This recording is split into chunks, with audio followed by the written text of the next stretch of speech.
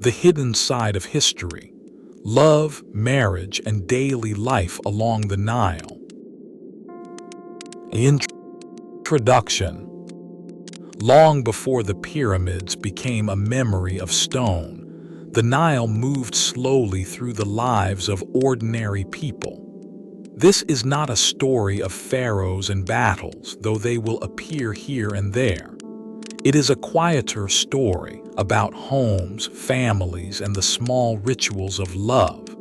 Tonight, we will walk gently through ancient Egypt, far from the noise of empires. We will listen to the sound of reed pens on papyrus and the soft footsteps of daily life. There is no need to remember every name or every date. Just let the words settle over you, like warm sand cooling under a fading sun. Historians have spent generations piecing together fragments of this world. Tomb paintings, love poems, marriage contracts, and household objects all whisper their secrets slowly. From these fragments, a picture emerges, patient and human and strangely familiar. Egyptian families worried about many of the same things we still worry about today. They wondered whether their children were healthy, whether the harvest would be kind, whether love would last. Tonight, we explore that hidden, human side of a civilization, often remembered only for its monuments. We will move slowly from the first days of a child's life toward marriage and the quiet years that follow. There is no need to rush and no need to stay awake for all of it. If your eyes grow heavy, that is not a failure. That is simply the story doing its gentle work. Let your shoulders soften, let your breathing slow, and let the Nile carry you forward. We begin now, thousands of years ago, in a small mud brick house near the river. Part 1. The rhythm of a Nile household. Most people in ancient Egypt did not live in palaces or anywhere near one. They lived in modest homes made of dried mud brick, cool in the shade, warm in the evening. A typical house had thick walls, small windows, and a flat roof used for sleeping in summer.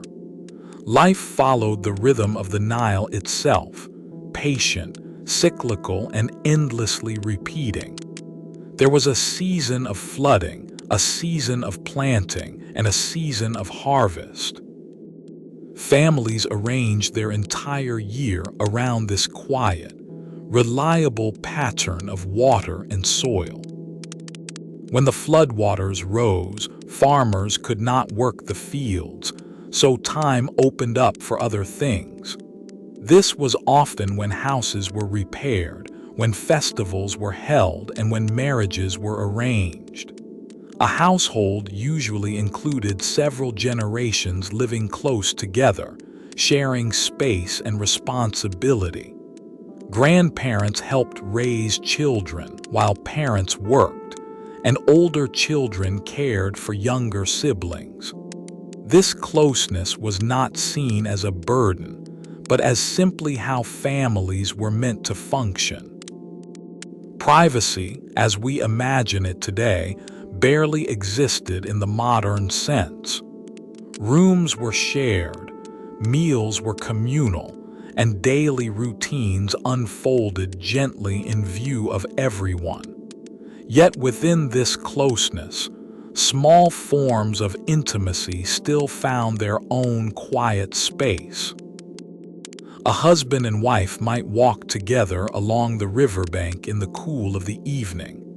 They might sit quietly on the roof, watching the stars appear over the darkened fields. Historians studying tomb paintings often notice husbands and wives depicted with their arms around each other. These were not formal images meant only to show status. They were tender, chosen details. An Egyptian household was, above all, a working partnership between two people. Bread had to be made, beer had to be brewed, and children had to be fed daily. Women typically managed the home, though the boundaries between roles were softer than in many later cultures. Men often worked the land or practiced a trade, while women organized the household's inner life. Yet women could also own property, run small businesses, and manage their own resources. This blending of duties created relationships built on cooperation rather than strict separation. Children grew up watching this daily partnership and slowly absorbed its quiet lessons. They learned that marriage meant shared work, shared meals, and shared responsibility for the home. Evenings were simple, lit by small oil lamps, filled with the smell of baking bread. Families would eat together, speak softly about the day, and rest before the next sunrise.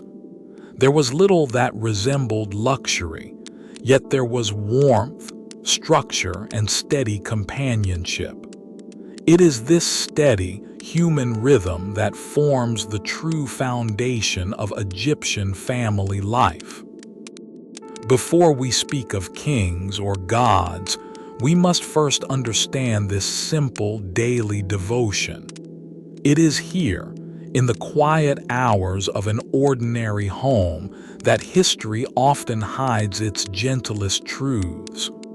Part 2: Childhood and the Shaping of a Family. In ancient Egypt, children were seen as a genuine blessing, and their arrival was celebrated warmly. Fertility was closely tied to religious belief, and many prayers were offered for healthy pregnancies. Amulets shaped like protective goddesses were worn by expectant mothers, offering comfort during uncertain months. Childbirth itself often took place at home, assisted by experienced women rather than formal physicians. A woman might crouch on specially designed birthing bricks, decorated with images of protective deities. The goddess Taweret, part hippopotamus, part lion, part crocodile, was believed to guard mothers during labor. Bes, a strange and cheerful household god, was thought to frighten away evil spirits from the newborn. These beliefs were not seen as separate from daily life, but woven gently into it. Once born, a child was given a name almost immediately, often chosen for its meaning. Names might honor a god, describe a hoped-for quality, or reflect family pride and gratitude. Infants were nursed for an extended period, sometimes for as long as 3 years. This long nursing period was believed to strengthen the child and to delay another pregnancy. Young children ran freely around the household, often lightly dressed in the warm climate. Toys have been found in tombs, including small wooden animals, dolls, and simple board games. Games such as Senet, played with carved pieces on a board, were enjoyed by children and adults alike. Education, where it existed formally, was usually reserved for boys destined for scribal or administrative work. Girls were often trained at home, learning household management, weaving, and practical skills for daily life. However, evidence suggests some women could read and write, particularly within wealthier or literate families. Discipline existed, but surviving texts suggest affection and patience were valued alongside firmness. One ancient text advises fathers to be gentle with their sons, so that they may grow wise, not fearful. Family identity was closely tied to occupation, and children often expected to follow a parent's trade. A scribe's son frequently became a scribe, while a farmer's son usually remained close to the land. Yet this was not always rigid, and talented individuals could sometimes rise beyond their birth. Adolescence brought new responsibilities, as older children began contributing seriously to the household's income. Girls might begin learning the skills needed to manage their own future homes. Boys might start apprenticeships or begin working fully alongside their fathers in the fields. By the time a child reached their early teenage years, marriage was already being quietly considered. This did not mean childhood ended abruptly, but rather that it gently transitioned into new expectations. Throughout all of this, family remained the emotional center of Egyptian life, warm, structured, and deeply valued. It is within this nurturing, if demanding, environment that Egyptian ideas about love and partnership first took root. Part 3. The meaning of marriage among the Egyptians. Marriage in ancient Egypt was, in many ways, refreshingly simple compared to later traditions. There was no grand religious ceremony required, no elaborate temple ritual demanded by law. A couple was generally considered married once they began living together as partners. This simplicity does not mean marriage was taken lightly. Quite the opposite was often true. Written agreements, sometimes called marriage settlements, outlined property, expectations, and financial responsibilities between spouses. These documents protected both parties, particularly regarding what would happen if the marriage later ended. A wife typically retained rights to property she brought into the marriage, a notable legal protection. If a husband wished to divorce his wife, he often had to return her original property. Divorce existed and was not deeply shameful, though it required practical and financial arrangements. Both men and women could initiate a separation, though social pressures still shaped these decisions. Marriage age varied, but many young women married in their early teenage years, according to surviving records. Men often married slightly later, once they had established a stable trade or income. Love, however, was not absent from these unions, despite their practical foundations. Egyptian love poetry, some of the oldest surviving in the world, speaks of longing and gentle affection. One surviving poem compares a beloved to the scent of fresh myrrh carried on evening air. Another describes the ache of separation, comparing it to illness that only closeness can cure. These poems suggest that romantic affection was recognized, valued, and openly expressed within Egyptian culture. Marriage was often arranged by families, yet personal preference does appear to have played a genuine role. Surviving letters occasionally mention a young man's wish to marry a particular woman and no other. Polygamy existed, though it was mostly practiced by wealthier men or within royal households. Most ordinary Egyptians, based on evidence, lived in single, monogamous partnerships throughout their lives. The word for wife, often translated as mistress of the house, reflects her central domestic authority. A wife managed the household budget, supervised servants where present, and organized daily domestic life. Husbands were expected to provide for their families and to treat their wives with fairness and respect. One ancient wisdom text advises men never to be harsh toward a wife who manages a good home. It continues gently, saying a happy household is more valuable than any material wealth a man might gain. This blend of practicality and tenderness defined much of Egyptian married life.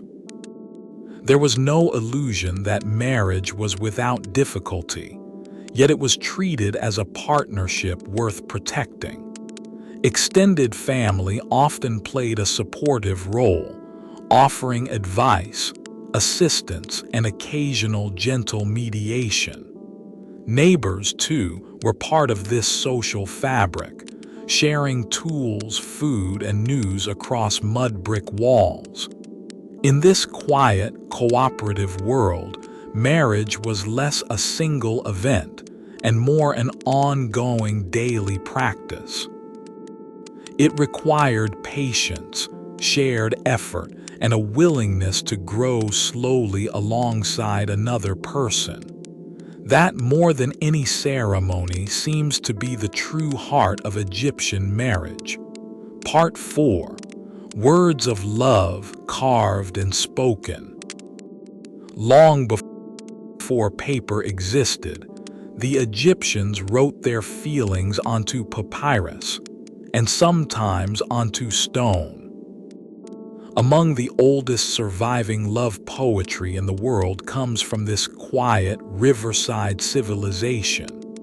These poems were not written for kings alone, but reflect emotions any person might recognize today.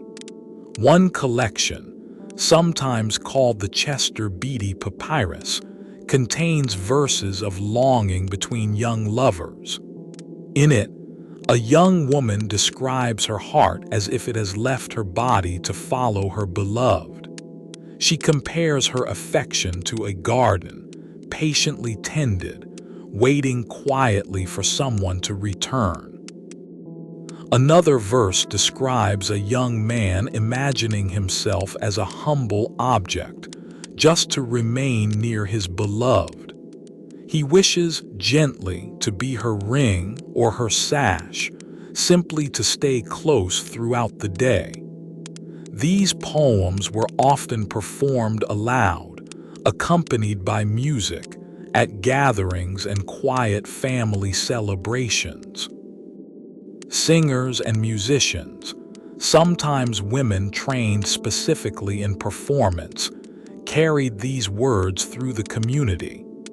Egyptian love poetry frequently uses nature as its gentle language, comparing love to rivers, birds, and blossoming trees. The scent of lotus flowers appears often, associated with beauty, romance, and quiet devotion. Birds, too, appear frequently, sometimes representing freedom, sometimes representing a heart escaping toward love. Unlike many later traditions, Egyptian poetry rarely frames love as tragic or filled with suffering. Instead, it tends to focus on presence, closeness, and the simple comfort of shared company. There is a recurring theme of one partner waiting patiently for the other's return from work or travel. This patience is never portrayed as painful, but rather as a quiet, devoted form of affection. Letters between spouses, some preserved on broken pottery shards called ostraca, reveal similar warmth. A husband might write briefly to reassure his wife that he is well and thinking of home. A wife might send word about the household, mixed gently with expressions of care and reassurance. These fragments are small, practical, and yet deeply human, offering glimpses into real lived affection. Scholars believe such writing was not limited to the wealthy, though literacy overall remained uneven. Professional scribes could be hired to write personal letters for those unable to write themselves. This meant even quieter households could still send messages of love across distance. Love was also expressed through gift-giving, including small jewelry, perfumes, and decorative combs. A husband bringing home a modest gift after travel was seen as a normal expression of devotion. Egyptian art frequently shows couples exchanging small tokens or offering flowers to one another. These images were not purely symbolic. They reflected genuine social customs of the time. Marriage was never expected to remove romance, and evidence suggests the two were seen as compatible. Even within arranged unions, tenderness was clearly present, nurtured through daily words and small gestures. Tonight, imagine one such letter carried gently by a traveler returning home along a quiet river path. Imagine the quiet joy of its arrival, read slowly, by lamplight, in a small mud brick home. It is this quiet joy that connects us gently across thousands of years of human history. Part 5. Beauty, Adornment, and the Art of Presentation. Personal appearance mattered greatly to the ancient Egyptians, for both men and women alike. Cleanliness was closely tied to religious purity, and bathing was practiced regularly, even among ordinary families. The Nile provided water for washing, while natron, a natural salt, was used much like soap. Oils were applied daily to protect the skin from the dry heat of the desert climate. These oils, often scented with flowers or resin, also carried practical, soothing benefits for the body. Perfume was considered essential, not indulgent, and was used by people across different levels of society. Wealthier households could afford elaborate blends, while simpler households used more modest, homemade scents. Cosmetics were widely used, most famously the dark eye paint known today as kohl. Kohl was applied around the eyes using small applicators, often kept in decorated cosmetic containers. Beyond enhancing appearance, kohl was believed to protect the eyes from glare, dust, and infection. Both men and women wore kohl, showing that beauty practices were not divided strictly by gender. Wigs were also common, worn over shaved or closely cropped natural hair, especially in warmer months. These wigs, sometimes elaborate, sometimes simple, could be removed easily during the heat of the day. Jewelry held both aesthetic and symbolic meaning, often incorporating protective amulets within its design. Necklaces, bracelets, and rings were worn by people from many different backgrounds, not only the wealthy. Materials varied from gold and semi-precious stones to simple faience beads made from colored clay. Clothing was generally light and practical, suited to the warm climate along the river. Linen made from flax was the primary fabric, valued for its coolness and breathability. Wealthier individuals wore finer, more pleated linen, while working families wore simpler, sturdier versions. Despite these differences, the overall style remained modest, elegant, and well-suited to daily life. Personal grooming was not seen as vanity, but as an expression of order, dignity, and self-respect. To present oneself well was considered a reflection of inner discipline and respect for others. This attention to appearance extended into married life, where couples often prepared carefully before gatherings. A husband might trim his own hair or have it done before an important family occasion. A wife might apply fresh cosmetics and select jewelry suited to the mood of the evening. These small rituals of preparation were quiet, shared moments within the rhythm of daily life. They reflected care, not only for oneself, but for the people one would soon be seen by. In tomb paintings, couples are frequently shown beautifully adorned, standing closely, clearly at ease together. Such images were meant to preserve an idealized harmony, yet they still reflect real cultural values. Beauty in this world was never separate from love, family, or the quiet dignity of shared life. It was simply another gentle thread, woven carefully into the fabric of everyday devotion. Part 6. The standing of women in the household. Compared to many ancient civilizations, women in Egypt held a notably strong legal position. They could own land, buy and sell property, and enter into contracts independently of men.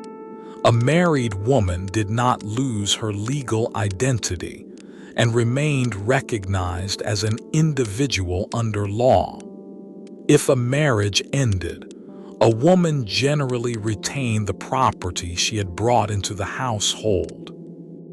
Women could also initiate divorce, though social and financial factors still shaped such decisions. In court records that survive, women appear as witnesses, plaintiffs, and even property owners in disputes.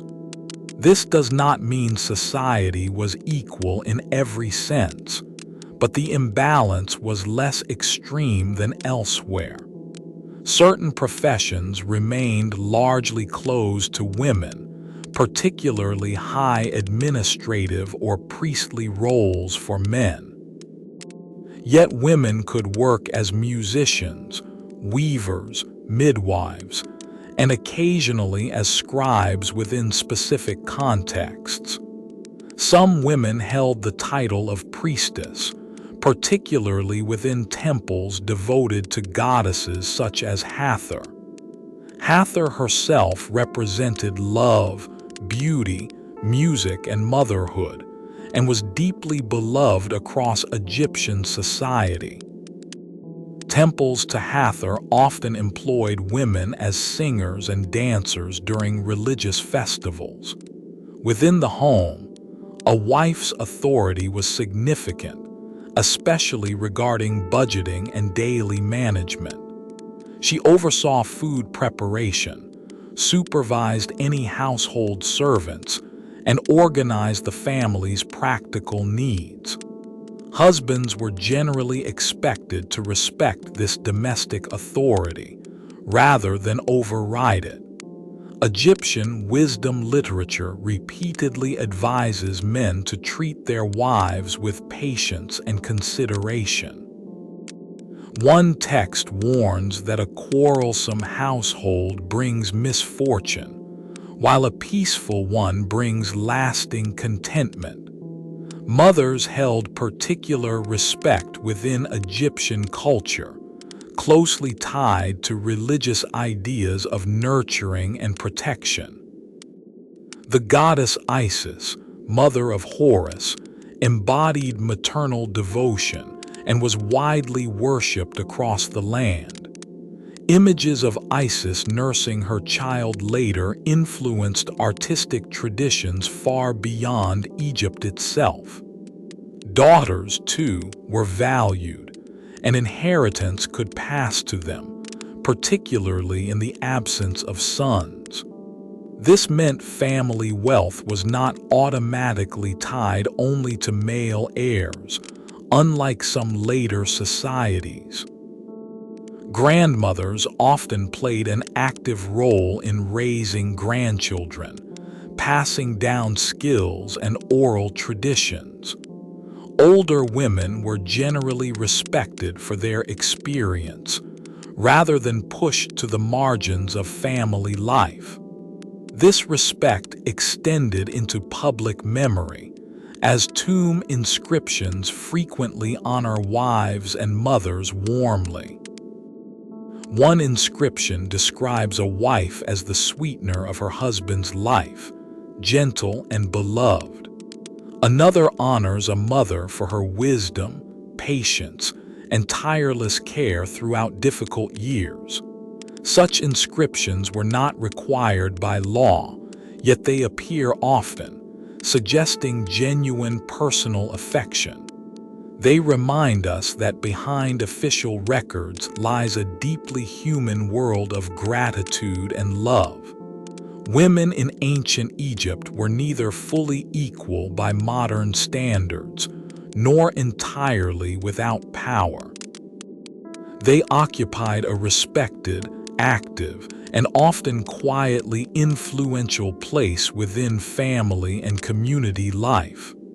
Part 7. The gods who watched over the home. Religion in ancient Egypt was not confined to temples. It lived quietly within every household. Small shrines were often kept in homes, dedicated to gods believed to protect family life. Bes, the strange, dwarf-like god with a lion's mane, was one of the most beloved household protectors.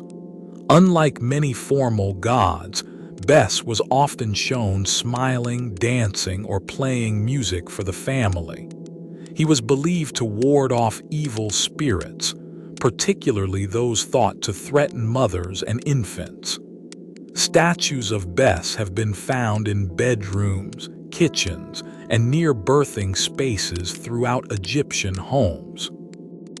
Taweret, the hippopotamus goddess, worked alongside Bes, offering protection during pregnancy and childbirth.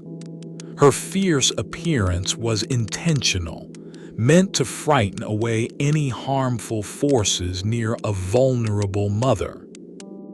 These household gods reveal something important, that religion here was deeply practical and deeply personal. It was not only about grand temples or distant kings, but about safety within one's own home. Hathor, goddess of love, music, and beauty, was also warmly welcomed into domestic worship. Women prayed to her for successful pregnancies, happy marriages, and general joy within the household. Small offerings such as flowers, beer, or bread were left at home shrines regularly. These offerings were simple and did not require wealth, only sincerity and quiet devotion.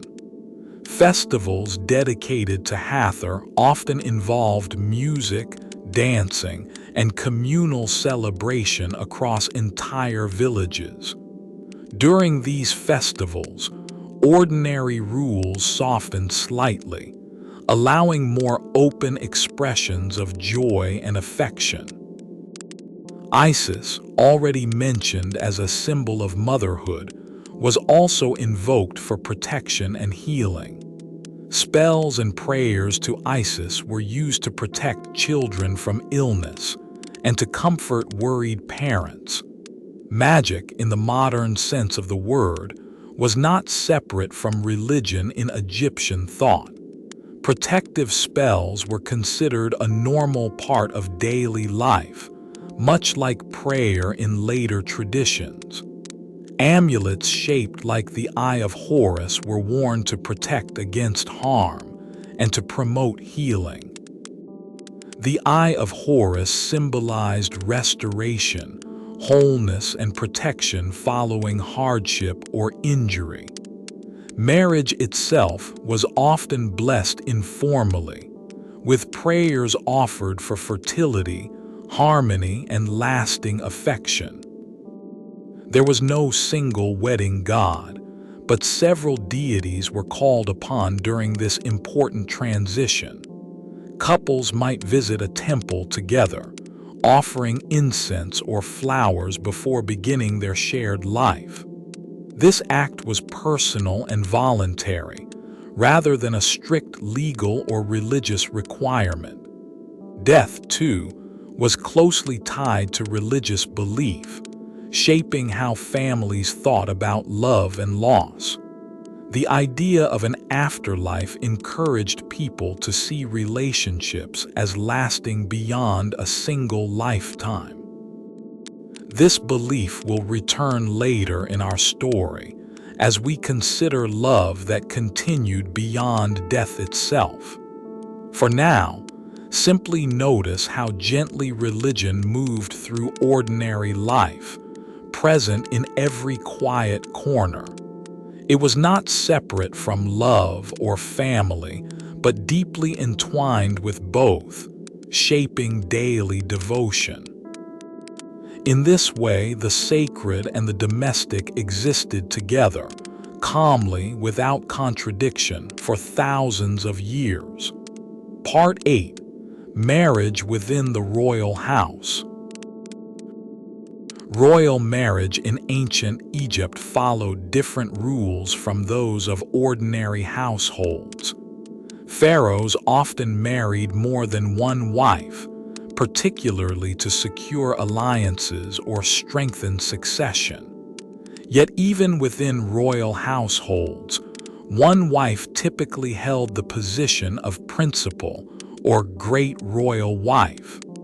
This role carried significant influence, both ceremonially and, in some cases, politically as well. Queens such as Nefertiti and Tut held visible public roles, appearing in official art beside their husbands. Nefertiti, wife of Akhenaten, is frequently shown standing at equal height beside the king in temple carvings. This visual equality was unusual and suggests a marriage viewed as a genuine partnership of influence. Some scholars believe Nefertiti may have held religious or political authority beyond typical royal wives. Royal marriages, though political in origin, were not necessarily without affection or personal closeness. Inscriptions occasionally describe royal couples with tender language, echoing themes found in ordinary love poetry. One inscription describes a king's heart as being at peace only in his wife's presence. Such language may be partly ceremonial, yet it reflects values the culture clearly admired. Royal families also arranged marriages between siblings on occasion, particularly to preserve claims to the throne. This practice, unusual by modern standards, was tied closely to religious ideas about divine lineage. Pharaohs were often seen as living representatives of the gods, requiring uniquely sacred family structures. Such marriages were rare in the wider population and should not be seen as typical of daily life. For most Egyptians, royal customs remained distant, more a symbolic backdrop than a personal model. Royal weddings, when they occurred, were marked by grand ceremony, gifts, and public celebration. Foreign princesses were sometimes brought into the royal household through diplomatic marriage alliances. Letters between Egypt and neighboring kingdoms occasionally discuss the arrangement of such unions in careful detail. These letters reveal a surprisingly personal tone, discussing dowries, travel arrangements, and mutual expectations. Despite political motives, individual royal figures still appear in surviving texts as complex feeling people. Akhenaten's devotion to Nefertiti, whatever its full nature, left behind unusually intimate artistic evidence. Family scenes from his reign show the couple playing with their daughters in relaxed, informal poses. These images differ sharply from the rigid formality of earlier royal art, suggesting a personal shift. Historians continue to debate exactly what these images reveal, yet their warmth remains difficult to ignore. Royal life was, in many ways, a performance, yet performances can still contain genuine emotion. Even surrounded by ceremony, politics, and duty, royal marriages retained space for human connection. This blending of public duty and private affection mirrors, in an exaggerated form, ordinary Egyptian marriage itself. Both were partnerships shaped by practical necessity, yet capable of holding real warmth within their structure. Part 9. Feasts, festivals, and shared joy. Festivals played an enormous role in Egyptian life, offering rest, joy, and community connection.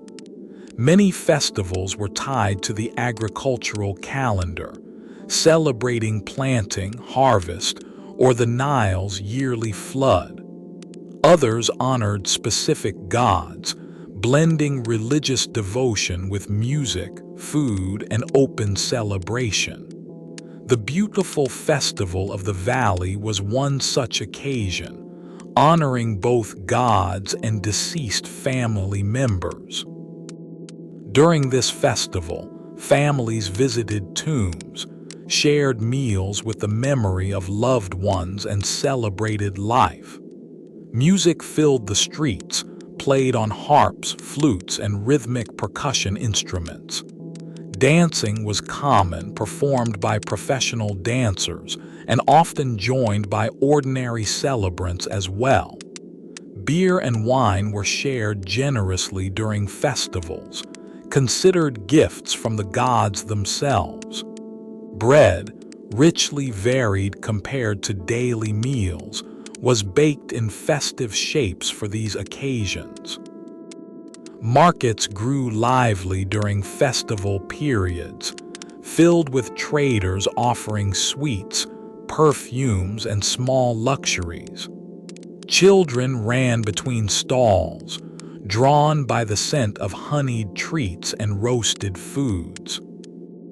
Couples often used festivals as opportunities for courtship, meeting under the relaxed rules of celebration.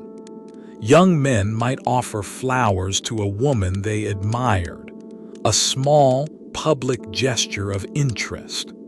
Such gestures, though simple, were widely understood and often noticed by watching families nearby.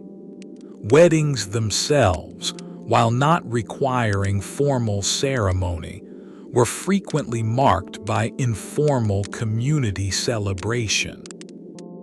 Neighbors might gather to share food, sing, and welcome the new household into their community.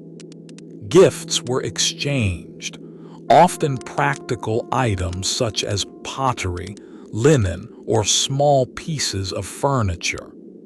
These gatherings reinforced community bonds, reminding families that marriage was never entirely private. The wider community played witness and quiet support to every new partnership formed. Religious festivals also offered rare opportunities for public gathering across different social classes. For a brief time, formal hierarchies softened, allowing shared music, food, and communal joy. The festival of Apit, centered in Thebes, involved grand processions honoring the god Amun. Statues of gods were carried along the Nile, accompanied by singing, dancing, and public celebration. Ordinary families lined the riverbanks, joining in communal prayers, songs, and shared festivity. Such moments offered relief from daily labor and a reminder of life's shared, sacred rhythm. Even smaller, local festivals brought similar comfort, allowing families brief pause from routine work. These gatherings were not simply entertainment. They reinforced identity, memory, and communal belonging. They reminded every household that they were part of something larger, ancient, and continuously renewed. In this way, joy itself became a shared, communal practice, rather than a private indulgence. Tonight, imagine such a festival slowly fading into evening, torches dimming, music softening into silence. Imagine families walking home together, tired, content, and quietly grateful for the shared day behind them. Part 10. Illness, Healing, and Quiet Care Within the Family. Illness was a constant presence in ancient life, and families developed careful ways of caring for one another. Egyptian medicine combined practical treatment with religious belief, often blending herbs, prayer, and gentle ritual together. Physicians existed as a recognized profession, trained through years of study under experienced mentors. The Edwin Smith Papyrus, one of the oldest surviving medical texts, describes injuries with remarkable clinical detail. It offers calm, methodical instructions for examining wounds, without unnecessary alarm or dramatic language. Other texts, such as the Ebers Papyrus, list remedies using herbs, honey, and mineral compounds. Honey, valued for its soothing properties, was commonly used to treat wounds and skin irritation. Willow bark, known for easing pain, was another remedy passed down through generations of healers. Alongside these treatments, prayers were often spoken quietly, invoking gods associated with healing and protection. Sekhmet, though fierce in appearance, was also seen as a goddess capable of both causing and curing illness. Her priests were sometimes trained specifically in medical practice, blending ritual with practical treatment. Family members played an essential role in caregiving, particularly for the very young or the very old. A wife might sit quietly beside a feverish husband, applying cool cloths through the long, warm night. A husband might gently support an ailing parent, offering water, comfort, and steady reassurance. Children were taught early to help with small tasks of care, such as fetching water or fresh linen. This shared responsibility strengthened family bonds, reminding each member of their quiet duty to one another. Recovery was often slow, and families understood the need for patience during periods of illness. Rest was encouraged, along with simple, easily digested foods such as bread softened in beer or milk. Physicians sometimes recommended calm surroundings, reduced noise, and gentle handling for those who were unwell. This instinct that rest and quiet aid healing appears remarkably consistent with modern medical understanding. Amulets were also worn during illness, offering psychological comfort alongside physical treatment. The boundary between medicine and faith was soft, allowing families comfort from multiple directions at once. Midwives held particular respect, guiding women gently through the uncertainties of pregnancy and childbirth. Their knowledge, passed down orally through generations, combined practical skill with calm reassurance. Complications during childbirth were understood as genuine risks, and precautions were taken with great care. Special birthing rooms, sometimes temporary structures, were prepared away from the main household for comfort and privacy. After childbirth, mothers were given a period of rest, supported closely by other women in the family. This early form of postpartum care reflects deep, practical wisdom about recovery and gentle healing. Even death, when it could not be avoided, was met with calm ritual rather than despair alone. Families were taught through religious belief that care did not end when life did. This belief, gentle and reassuring, softened grief and gave structure to the process of mourning. We will return to this idea more fully later as we consider Egyptian views on death and memory. For now, simply notice how deeply care, patience, and quiet devotion shaped daily family life.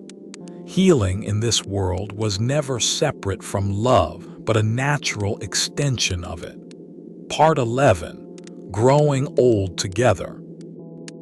Old age in ancient Egypt was generally respected, rather than feared or hidden away. Elderly parents were typically cared for within the family home, rather than separated from daily life. This care was seen as a natural repayment for years of nurturing received in childhood. Wisdom texts frequently instruct children to honor and support their parents through later years. One well-known text advises a son never to forget the care his mother once gave him. It reminds him that she carried him for many months and nursed him through his early years. Such passages suggest gratitude toward parents was actively taught, rather than simply assumed. Grandparents often took on gentler, supportive roles, helping with children, storytelling, and household guidance. Their experience was valued, particularly regarding practical knowledge passed through generations of family life. Marriage, too, continued to evolve through these later years, often deepening into quiet companionship. Tomb paintings frequently show older couples seated closely together, calm and clearly at ease. These images suggest affection did not fade with age, but often settled into something steadier. Physical labor naturally decreased for many as they aged, shifting toward advisory or supervisory roles. An older farmer might guide younger relatives, sharing decades of accumulated agricultural knowledge. An older woman might oversee household management, gently guiding daughters or daughters-in-law. This transition allowed elderly individuals to remain useful, respected, and emotionally connected to family life. Health inevitably declined with age, and families provided increased care during this natural process. Simple comforts such as soft bedding, warm broths, and quiet company were offered generously. There was no shame associated with needing assistance, only quiet acceptance of life's natural rhythm. Egyptian belief in an eternal afterlife shaped how people viewed the process of aging itself. Growing older was seen, in part, as preparation for a peaceful transition into eternal existence. This belief softened fear, allowing many to approach later years with calm acceptance, rather than dread. Couples often prepared together for this eventual transition, arranging tombs and discussing shared wishes. Some tombs were built specifically to house both spouses, side by side, for eternity. Inscriptions within these tombs frequently express hope for continued companionship beyond physical death. One inscription expresses a husband's wish to remain beside his wife, unseparated forever. Such wishes reveal a worldview in which love was not expected to end with life itself. Growing old in this culture was not simply decline, but a continuation of a shared, meaningful journey. It was met with practical care, quiet gratitude, and deep, culturally supported respect. This gentle approach to aging offers a calm, grounding reminder, even across thousands of years of distance.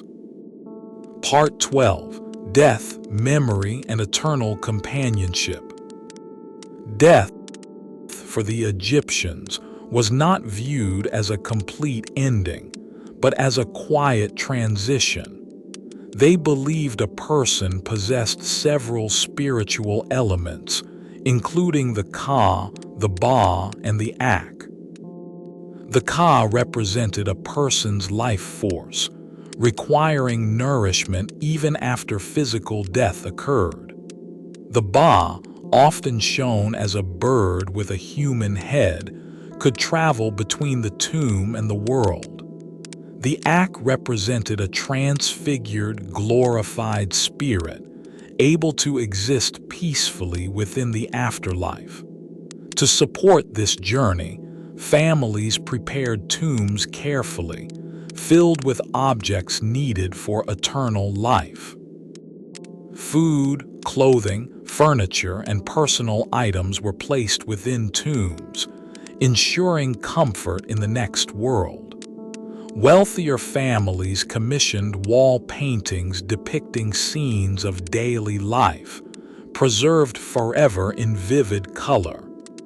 These scenes often show family members eating, working, or relaxing together, calm and content. Such images were not simply decorative, they were believed to sustain the deceased eternally. Funerary texts, including spells later grouped as the Book of the Dead, guided souls through the afterlife.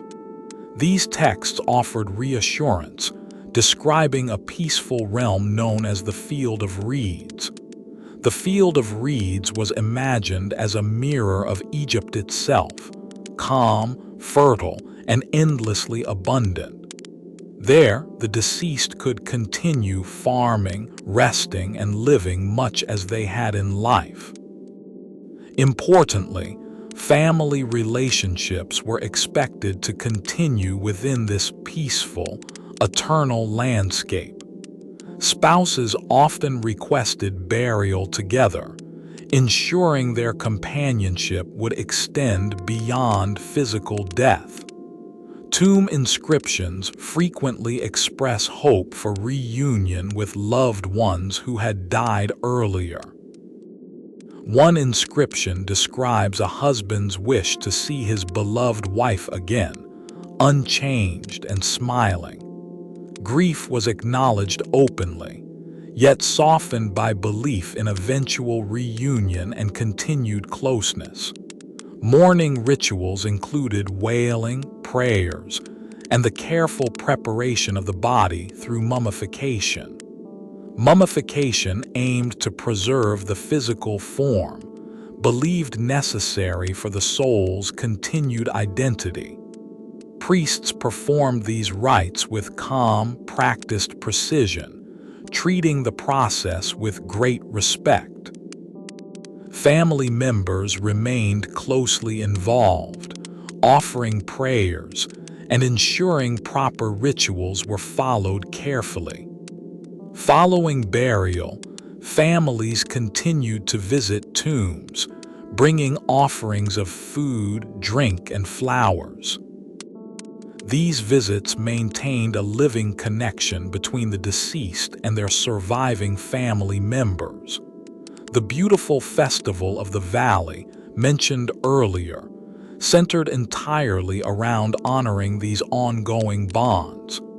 Families would share meals near tombs, speaking gently of memories, laughter, and shared history. This practice reveals a culture that did not separate death sharply from ongoing family life. Instead, death was folded gently into the same rhythm as marriage, birth, and daily devotion. Love in this worldview was never expected to end, only to continue in a different form. This belief offered comfort, structure, and a strangely peaceful way of facing life's most difficult certainty. Even today, these ancient beliefs offer a quiet reminder that connection can outlast the boundaries of time.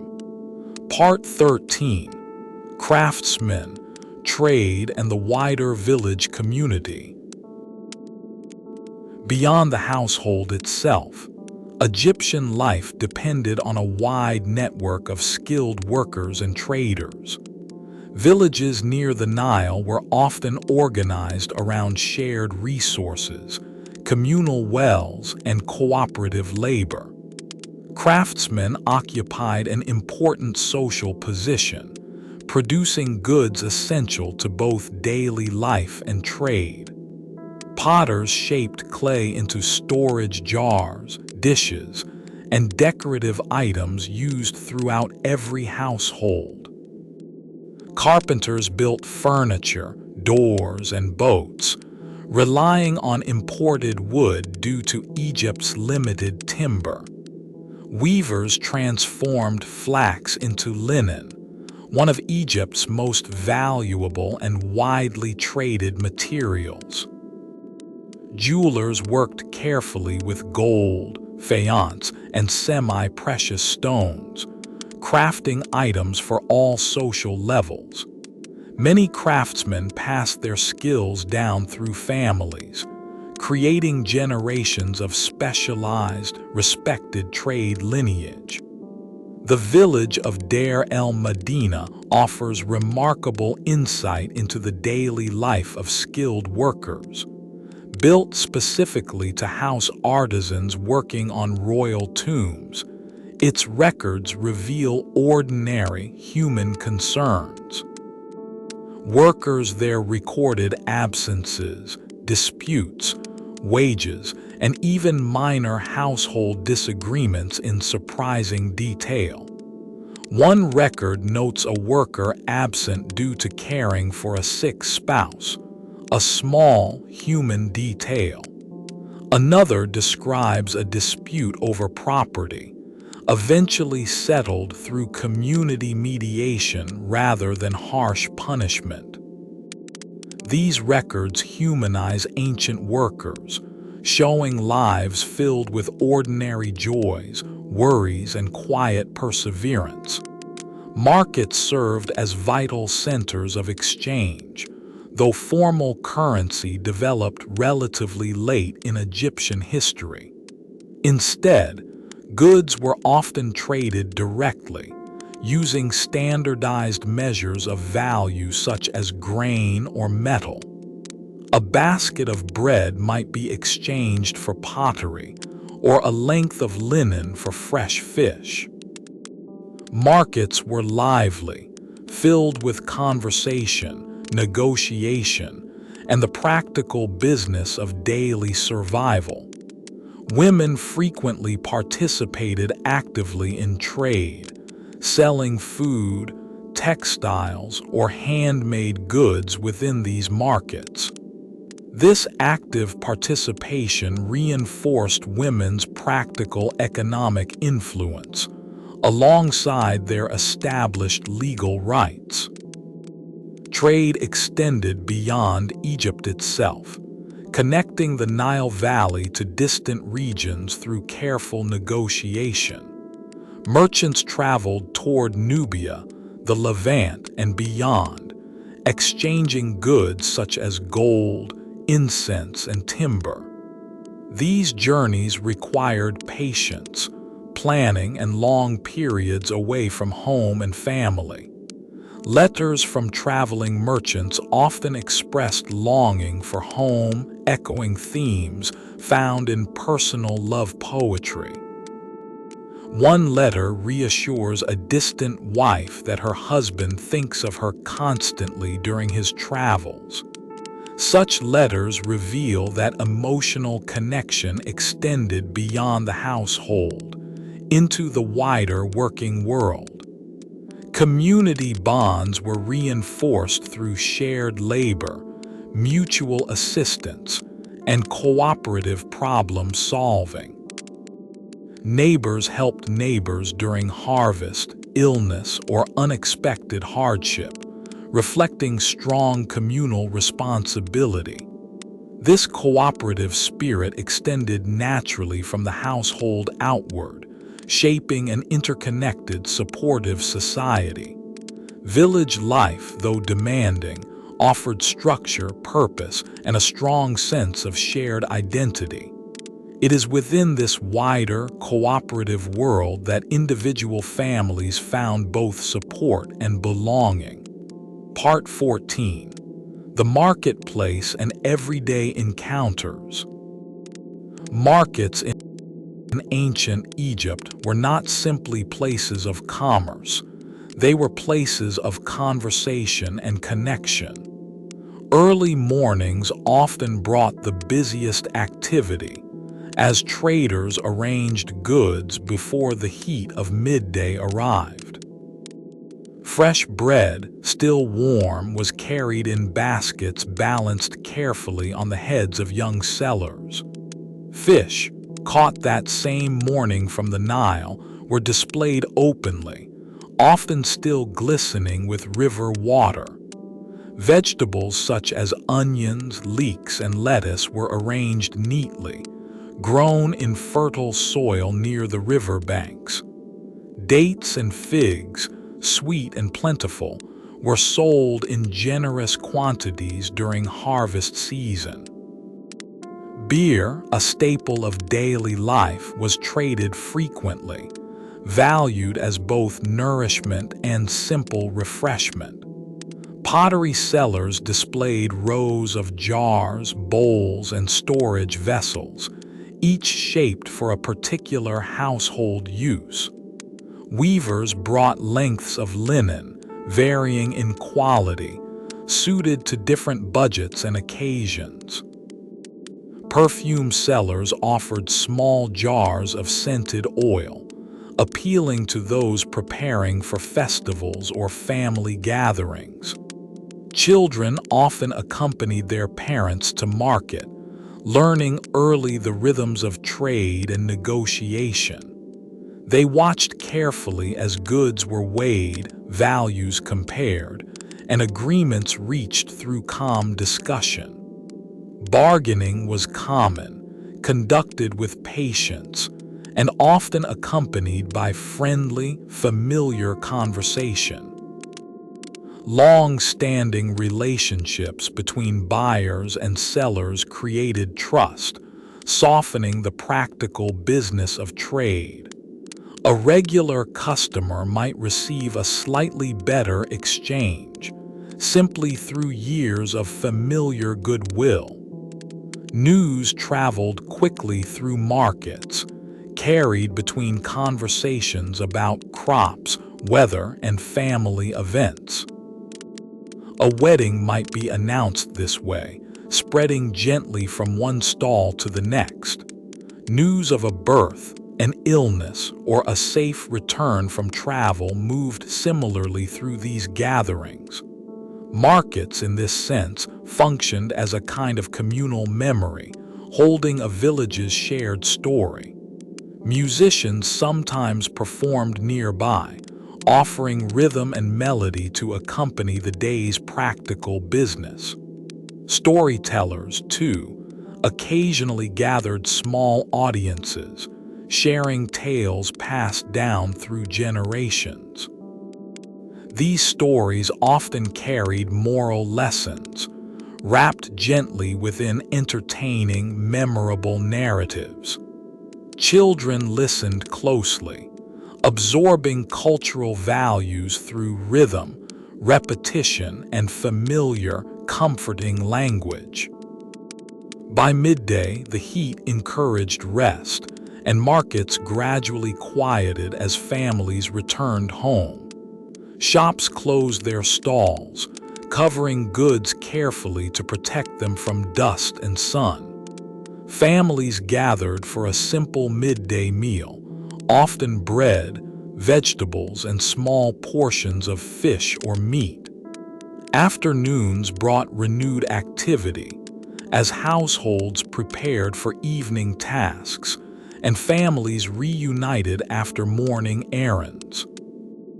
Evening markets, quieter and calmer, offered a gentler pace, suited to unhurried conversation and reflection. Lanterns were lit as daylight faded, casting soft light across nearly empty market paths. It is in these ordinary spaces, filled with bread, conversation, and quiet trade, that daily life truly lived. History often focuses on monuments, yet it is markets like these that reveal a civilization's beating heart. Part 15. Letters across distance, travel, and longing. Travel separated many Egyptian families, whether for trade, military service, or royal building projects. Men might spend months away, working on expeditions to distant quarries, or serving in temporary military campaigns. During these absences, letters became the primary thread connecting distant loved ones to home. Writing materials were prepared carefully, using papyrus reeds pressed and dried into thin, durable sheets. Ink was made from soot or mineral pigments, mixed with water and applied using thin reed pens. Professional scribes were often hired to write or read letters for those unable to do so themselves. This meant even families without literacy could still exchange heartfelt words across long distances. A typical letter began with formal greetings, invoking the favor of relevant gods for the recipient's well-being. This was followed by practical news, updates on health, household matters, and recent local events. Then often came more personal expressions, revealing warmth beneath the formal structure of the message. One surviving letter shows a husband reassuring his wife that he remains healthy and misses her deeply. Another shows a son writing to his mother, expressing concern for her comfort during his absence. Replies were eagerly awaited, carried by travelers, traders, or official messengers moving along the Nile. The arrival of a letter was often a small event, drawing attention from the wider household. Family members might gather quietly as the letter was read aloud, absorbing its news together. Distance was difficult, yet these letters offered comfort, bridging the gap between longing and reassurance. Some letters reveal worry, particularly during uncertain travel or periods of political instability. A wife might write anxiously, asking her husband to return safely and soon, if possible. A husband might respond calmly, reassuring her that his work would soon be completed.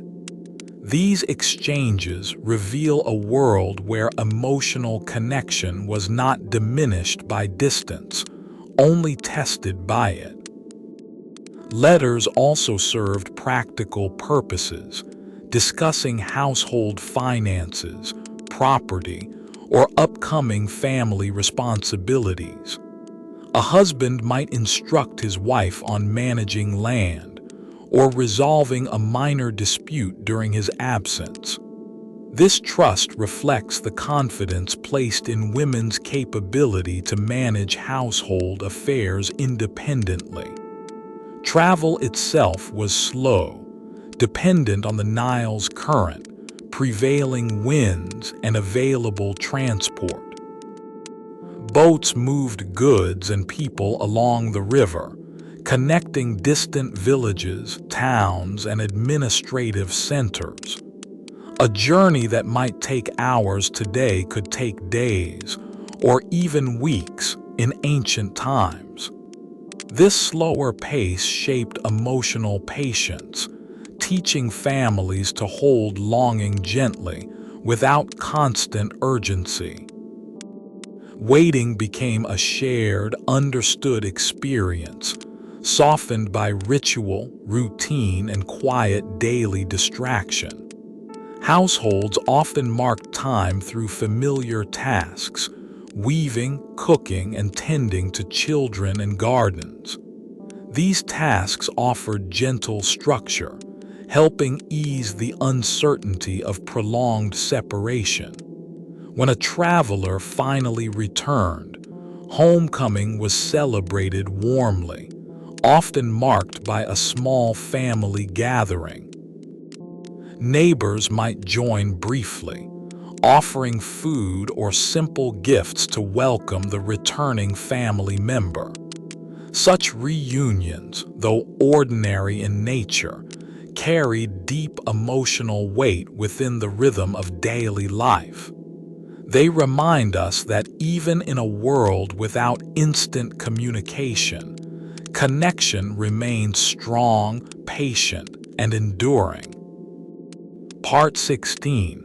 The language of gifts and small devotions.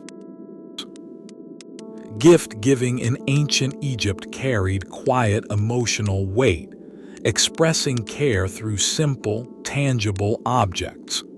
A husband returning from travel might bring a small carved comb, chosen carefully for his wife.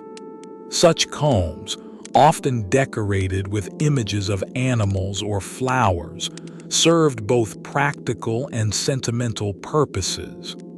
Mirrors polished from bronze or copper were treasured gifts, symbolizing beauty, self-reflection, and affection.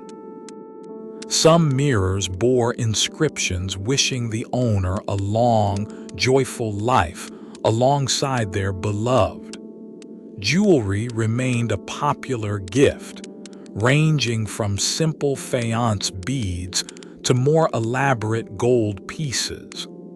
A necklace given by a husband might carry protective symbolism, invoking gods associated with love and safety.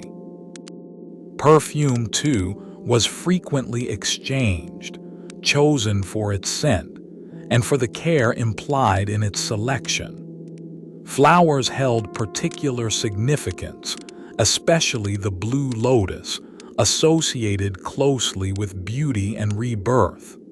Lovers exchanged lotus blossoms during festivals, a gesture widely recognized throughout Egyptian society.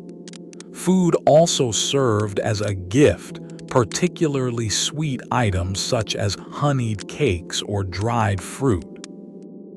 A wife preparing a favorite dish for her husband was itself considered a quiet act of devotion. Small woven baskets, carefully made, might be gifted between family members to mark important occasions. These gifts were rarely extravagant, reflecting instead thoughtful attention rather than material wealth. Egyptian culture placed value on intention, believing a modest gift given sincerely held real emotional worth. Wisdom texts occasionally reference the importance of remembering loved ones through small, consistent gestures. One text advises that kindness shown daily matters more than grand gestures shown rarely. This philosophy shaped how families expressed love, favoring steady warmth over occasional extravagance. Children, too, participated in this culture of gift-giving, offering small handmade items to parents. A child might present a simple clay figure, crafted with care, as a token of affection. Parents, in turn, often gave small toys or sweets as gentle rewards for good behavior. These exchanges reinforced familial bonds, teaching children early the value of thoughtful, consistent kindness. Gift-giving also marked significant life events, including births, marriages, and safe returns from travel. A newborn might receive small protective amulets, gifted by extended family members as blessings for health. A new bride might receive household items, symbolizing support as she began her new domestic life. These traditions blended practicality with sentiment, ensuring gifts served both symbolic and everyday purposes. Even in death, gift-giving continued, as families placed cherished objects within tombs for the afterlife. A beloved necklace, a favorite tool, or a treasured piece of jewelry might accompany the deceased. This practice reflects a belief that meaningful objects carried emotional connection beyond physical life itself. Through all of this, gifts served as quiet, tangible expressions of a love that needed no grand display. They remind us that affection in this ancient world was often shown through small, patient acts of care. Part 17. The quiet wisdom of Egyptian sayings. Egyptian scribes preserved many short sayings, meant to guide behavior within family and daily life. These sayings, sometimes called instructions, were passed from fathers to sons and often shared more widely. One of the most famous, the Instructions of Ptahhotep, offers gentle advice on patience and respect. It teaches that a wise person listens carefully, rather than rushing to speak or judge. Regarding marriage, Ptahhotep advises a man to love his wife and to fill her heart while he lives. He suggests that gentleness costs nothing, yet brings lasting peace within a household. Another passage warns against harshness, reminding readers that a calm home nurtures both family and reputation. Such sayings were not abstract philosophy. They were practical guidance for ordinary daily behavior. They reflect a culture that valued patience, moderation, and quiet emotional intelligence within relationships. Other instructions address respect for elders, encouraging children to listen carefully to parental wisdom. They advise gratitude, reminding readers of the sacrifices made by parents throughout their upbringing. Some sayings address friendship, encouraging loyalty, honesty, and careful choice of trusted companions. One saying suggests that a good friend is more valuable than wealth, since trust cannot easily be bought. Sayings concerning work encourage diligence, but also caution against excessive pride or arrogance. A skilled craftsman is advised to remain humble, recognizing that talent alone does not guarantee success. Moderation appears repeatedly, particularly regarding food, drink, and emotional reactions during difficult moments. One saying advises against anger, suggesting calm words resolve conflict more effectively than heated argument. This emphasis on emotional control reflects broader Egyptian values around harmony, known as Ma'at. Ma'at represented truth, balance, and cosmic order, extending from the universe down to daily behavior.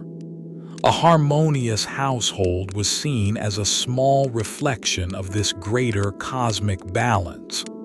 Husbands and wives, parents and children, were all encouraged to maintain this quiet, respectful equilibrium. Disruption, whether through anger, dishonesty, or neglect, was seen as a disturbance of natural order. This belief encouraged families to resolve conflict calmly, valuing long-term harmony over short-term victory. Such wisdom texts were often copied by students learning to write, reinforcing both literacy and moral education. Young scribes practiced these sayings repeatedly, absorbing their lessons alongside basic writing skills. In this way, cultural values were passed down gently, generation after generation, through careful repetition. Tonight, imagine a young scribe copying these words slowly, by lamplight, absorbing their calm wisdom. Imagine these same words later shaping how he treats his own wife, children, and elderly parents. It is through such quiet repetition that entire civilizations preserve their gentlest, most enduring truths. Part 18. Sacred Animals and the Comfort of Companionship. Animals held a special place within Egyptian households, valued both practically and spiritually. Cats were particularly cherished, associated with the goddess Bastet, protector of home and family. Many households kept cats to guard grain stores from mice, while also welcoming their calm companionship. Cats were sometimes mummified alongside their owners, reflecting deep affection and spiritual respect. Dogs, too, were valued companions, often depicted alongside their owners in tomb paintings and inscriptions. Some dogs were given individual names, later recorded on collars or carved memorial stones. One inscription honors a beloved dog for its loyalty, describing it as a true companion in life. Such tender memorials suggest strong emotional bonds between Egyptian families and their animal companions. Birds, especially geese and ducks, were kept both for food and occasionally simply for company. Baboons and monkeys appear in some households, particularly among wealthier families, kept as curious pets. Livestock, including cattle, sheep, and goats, played essential roles in daily agricultural life. Farmers cared for their animals attentively, understanding their well-being directly affected household survival. Cattle, especially, held symbolic importance, associated with fertility, strength, and agricultural abundance. The gentle patience required in animal care mirrored broader Egyptian values of steady, attentive responsibility. Children often helped with animal care, learning early lessons in patience and consistent attention. This early responsibility taught practical skills, while also nurturing empathy and emotional maturity. Religious belief extended protection to certain animals, viewed as physical representations of specific gods. The Apis bull, for example, was considered a sacred embodiment of divine strength and fertility. Such animals received careful, ritualized care, reflecting the deep intertwining of daily life and religious belief. Even ordinary animals benefited indirectly from this respectful worldview, treated with general consideration and care. Veterinary knowledge existed in basic form, with simple remedies used to treat common animal ailments. Herbal treatments, similar to those used for humans, were sometimes applied to sick or injured animals. This practical knowledge, passed down through experience, ensured animals remained healthy contributors to household life. In tomb art, animals often appear peacefully alongside family members, reinforcing their integrated role in daily life. A cat resting beneath a chair, or a dog sitting calmly at its owner's feet, appears frequently. These images were not simply decorative. They reflected genuine, observed moments of household companionship. Animals offered quiet comfort, practical assistance, and gentle companionship within the rhythm of daily life. Their presence softened the edges of hard agricultural labor, offering warmth alongside necessary work. Tonight, imagine a small cat curled quietly beside a sleeping family, undisturbed, calm, and content. Imagine the soft sound of its breathing, blending gently with the quiet hum of a resting household. Part 19. Music, Dance, and the Language of the Heart. Music filled Egyptian life, present at festivals, religious ceremonies, and quiet family gatherings alike. Harps, flutes, and lyres provided melody, while drums and clapping hands offered steady, grounding rhythm. Singers, often women trained specifically in performance, carried both religious hymns and personal love songs. Some songs praised the gods, while others spoke gently of longing, beauty, and devoted affection. Music was closely tied to Hathor, goddess of love, who was believed to delight in song and dance. Temples devoted to Hathor employed musicians regularly, blending worship with artistic celebration. Dance, too, held both religious and social significance, performed during festivals and private celebrations. Professional dancers, trained from a young age, performed intricate movements accompanied by rhythmic music. Ordinary families also danced informally, particularly during festivals, expressing joy through simple, shared movement. Children learned basic dances early, often mimicking adults during festive community gatherings. Music also played a role within the home, offering comfort during quiet evenings after work. A mother might hum softly while nursing an infant, easing the child gently toward sleep.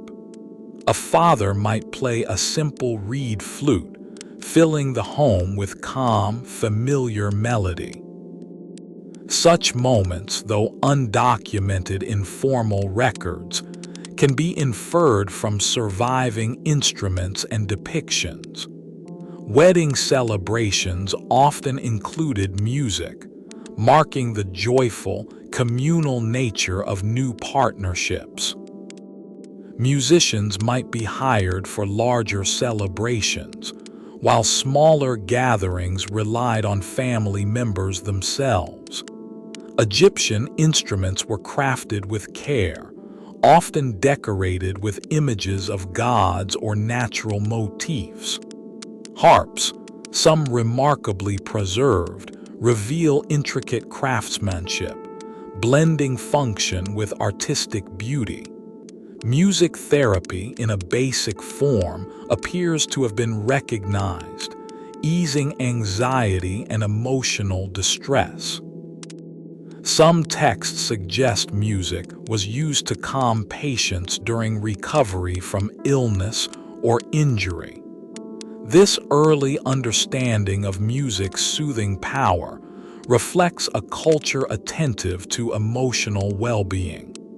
Storytelling often accompanied music, blending rhythm with spoken narrative during evening gatherings. Tales of gods, heroes, and moral lessons were shared this way, passed down through generations. Children listened closely, absorbing both entertainment and cultural values through these musical narratives. Music, in this sense, served as both entertainment and quiet emotional education within family life. It connected generations, reinforced shared identity, and offered comfort during both joy and hardship. Tonight, imagine the soft sound of a distant harp drifting gently across a quiet evening courtyard. Imagine voices humming low, familiar melodies, easing tired bodies toward rest and peaceful sleep. Let that gentle music settle over you now, calm, steady, and endlessly patient. Part 20. Food, bread, and the comfort of shared meals. Bread formed the foundation of Egyptian daily life, present at nearly every meal in countless varieties. Wheat and barley were ground into flour, then mixed with water to form simple, nourishing dough. Ovens, often shared between neighboring households, allowed communities to bake bread together each morning. The scent of fresh bread drifted through villages, marking the quiet beginning of another working day. Beer, brewed from fermented barley, was consumed regularly, valued as both nourishment and refreshment.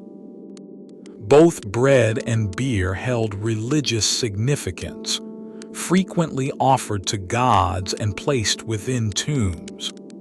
Vegetables such as onions, garlic, leeks, and lettuce were grown abundantly along the fertile river banks.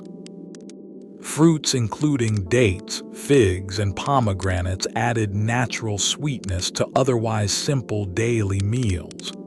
Fish, caught fresh from the Nile, provided an accessible source of protein for many families.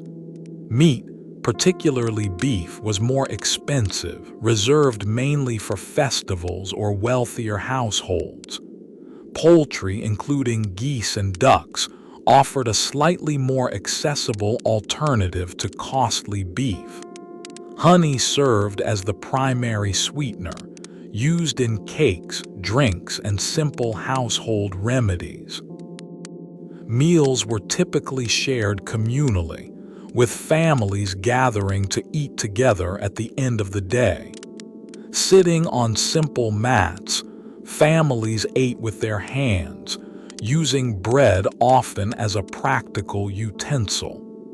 Conversation flowed gently during meals, touching on daily events, family news, and simple shared reflections. Children learned manners early, observing parents and gradually adopting expected behaviors around shared meals. Hospitality was valued highly, and guests were welcomed warmly, often offered the best available food. Sharing a meal was seen as an act of trust, friendship, and mutual respect. Even modest households prided themselves on offering guests comfort, warmth, and generous, if simple, hospitality. Festive meals included greater variety, featuring roasted meats, sweet cakes, and specially brewed beer. Such meals marked important occasions, including weddings, religious festivals, and successful harvests. Cooking was primarily managed by women, though evidence suggests men occasionally assisted during larger gatherings. Recipes were passed down orally, refined gradually through generations of practical household experience. Spices, including cumin, coriander, and dill, added subtle variation to otherwise simple, repetitive meals. Salt, both practical and valuable, was used for seasoning, preservation, and religious ritual alike. Food preservation techniques, including drying and salting, allowed families to store surplus for leaner periods. This careful planning reflected broader Egyptian values around patience, foresight, and steady preparation. Shared meals reinforced family unity, offering daily opportunities for connection, gratitude, and quiet reflection. At day's end, as bread was broken and shared, families found comfort in simple, repeated ritual. Tonight, imagine the quiet warmth of a shared table, softly lit, filled with familiar, comforting scents. Let that gentle image settle around you, calm and unhurried as the evening slowly deepens. Part 21: Dreams, Sleep, and the Egyptian Night. Sleep held particular importance in Egyptian life, closely tied to both practical rest and spiritual belief. Homes were designed with rooftop spaces, allowing families to sleep outdoors during warmer months. Cool night air offered relief from daytime heat, encouraging peaceful, natural rest beneath open skies. Simple mats and linen sheets provided modest comfort, sufficient for restful sleep after a long day. Wealthier households used wooden headrests, curved gently to support the neck during sleep. These headrests, though appearing uncomfortable to modern eyes, were carefully shaped for practical support. Some headrests were inscribed with protective spells, meant to guard sleepers from harmful dreams. Dreams themselves were taken seriously, believed to carry messages from gods or glimpses into future events. Dream interpretation manuals existed, offering guidance on understanding common symbols and their meanings. A dream of clear water might suggest coming prosperity, while murky water suggested caution ahead. Priests sometimes specialized in dream interpretation, offering guidance to those seeking clarity or reassurance. Temples occasionally served as places where individuals could sleep intentionally, hoping for meaningful dreams. This practice, known broadly as incubation, sought divine guidance through carefully induced peaceful rest.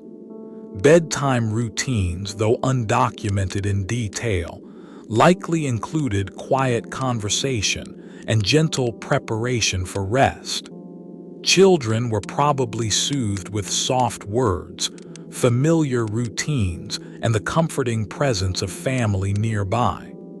Lamps, fueled by simple oils, provided gentle, flickering light before darkness settled fully over the home.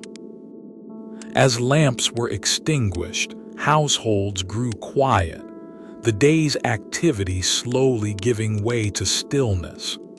The sound of the Nile, distant and steady, likely offered a calming, familiar backdrop to evening rest. Insects hummed softly in warmer months, blending naturally with the quiet rhythm of nighttime silence. Stars, unobscured by modern light, filled the night sky vividly, offering a vast, calming canopy above. Egyptians closely observed these stars, linking their movements to religious belief and seasonal timing. The star Sirius, for example, was closely associated with the annual flooding of the Nile. Its predictable appearance offered reassurance, marking the return of life-giving floodwaters each year. This connection between sky and river reinforced a worldview centered on patience, cycles, and quiet trust. Sleep within this worldview was not merely rest, but a small, nightly reflection of life's larger rhythms. Families drifted gently into sleep, trusting in the same patient cycles that guided their entire civilization. Tonight, imagine that same quiet rooftop, cool air settling gently over resting bodies beneath countless stars. Imagine the distant, steady sound of the river, patient and unchanging, exactly as it has always been. Let your own breathing slow to match that ancient, steady rhythm, calm and endlessly patient. Allow yourself to rest now gently, as countless families once did beneath that same quiet sky. Part 22. The Craft of Building a Home. Building a home in ancient Egypt was a practical, communal process, often involving extended family and neighbors. Mud brick, formed from Nile silt mixed with straw, served as the primary building material for ordinary homes. Bricks were shaped in wooden molds, then left to dry slowly beneath the steady desert sun. This simple, effective method allowed even modest families to construct sturdy, insulating walls for their homes. Thick walls kept interiors cool during the day and retained warmth gently through cooler evening hours. Roofs were typically flat, constructed from wooden beams layered with reeds, mud, and packed earth. These flat roofs served practical purposes, used for drying food, storing goods, and sleeping during warm nights. Homes were usually modest in size, containing a few simple rooms suited to daily household needs. A central room often served multiple purposes, used for cooking, eating, and general family gathering.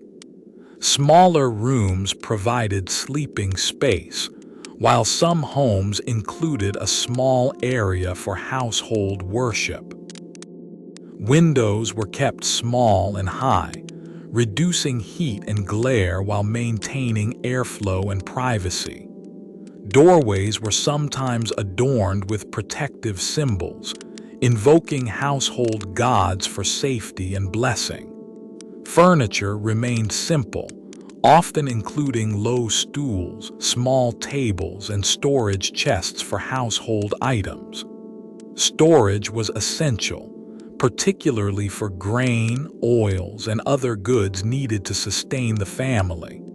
Large pottery jars, sealed carefully, protected these supplies from pests, moisture, and spoilage. Building a new home often marked an important milestone, particularly for a newly married couple.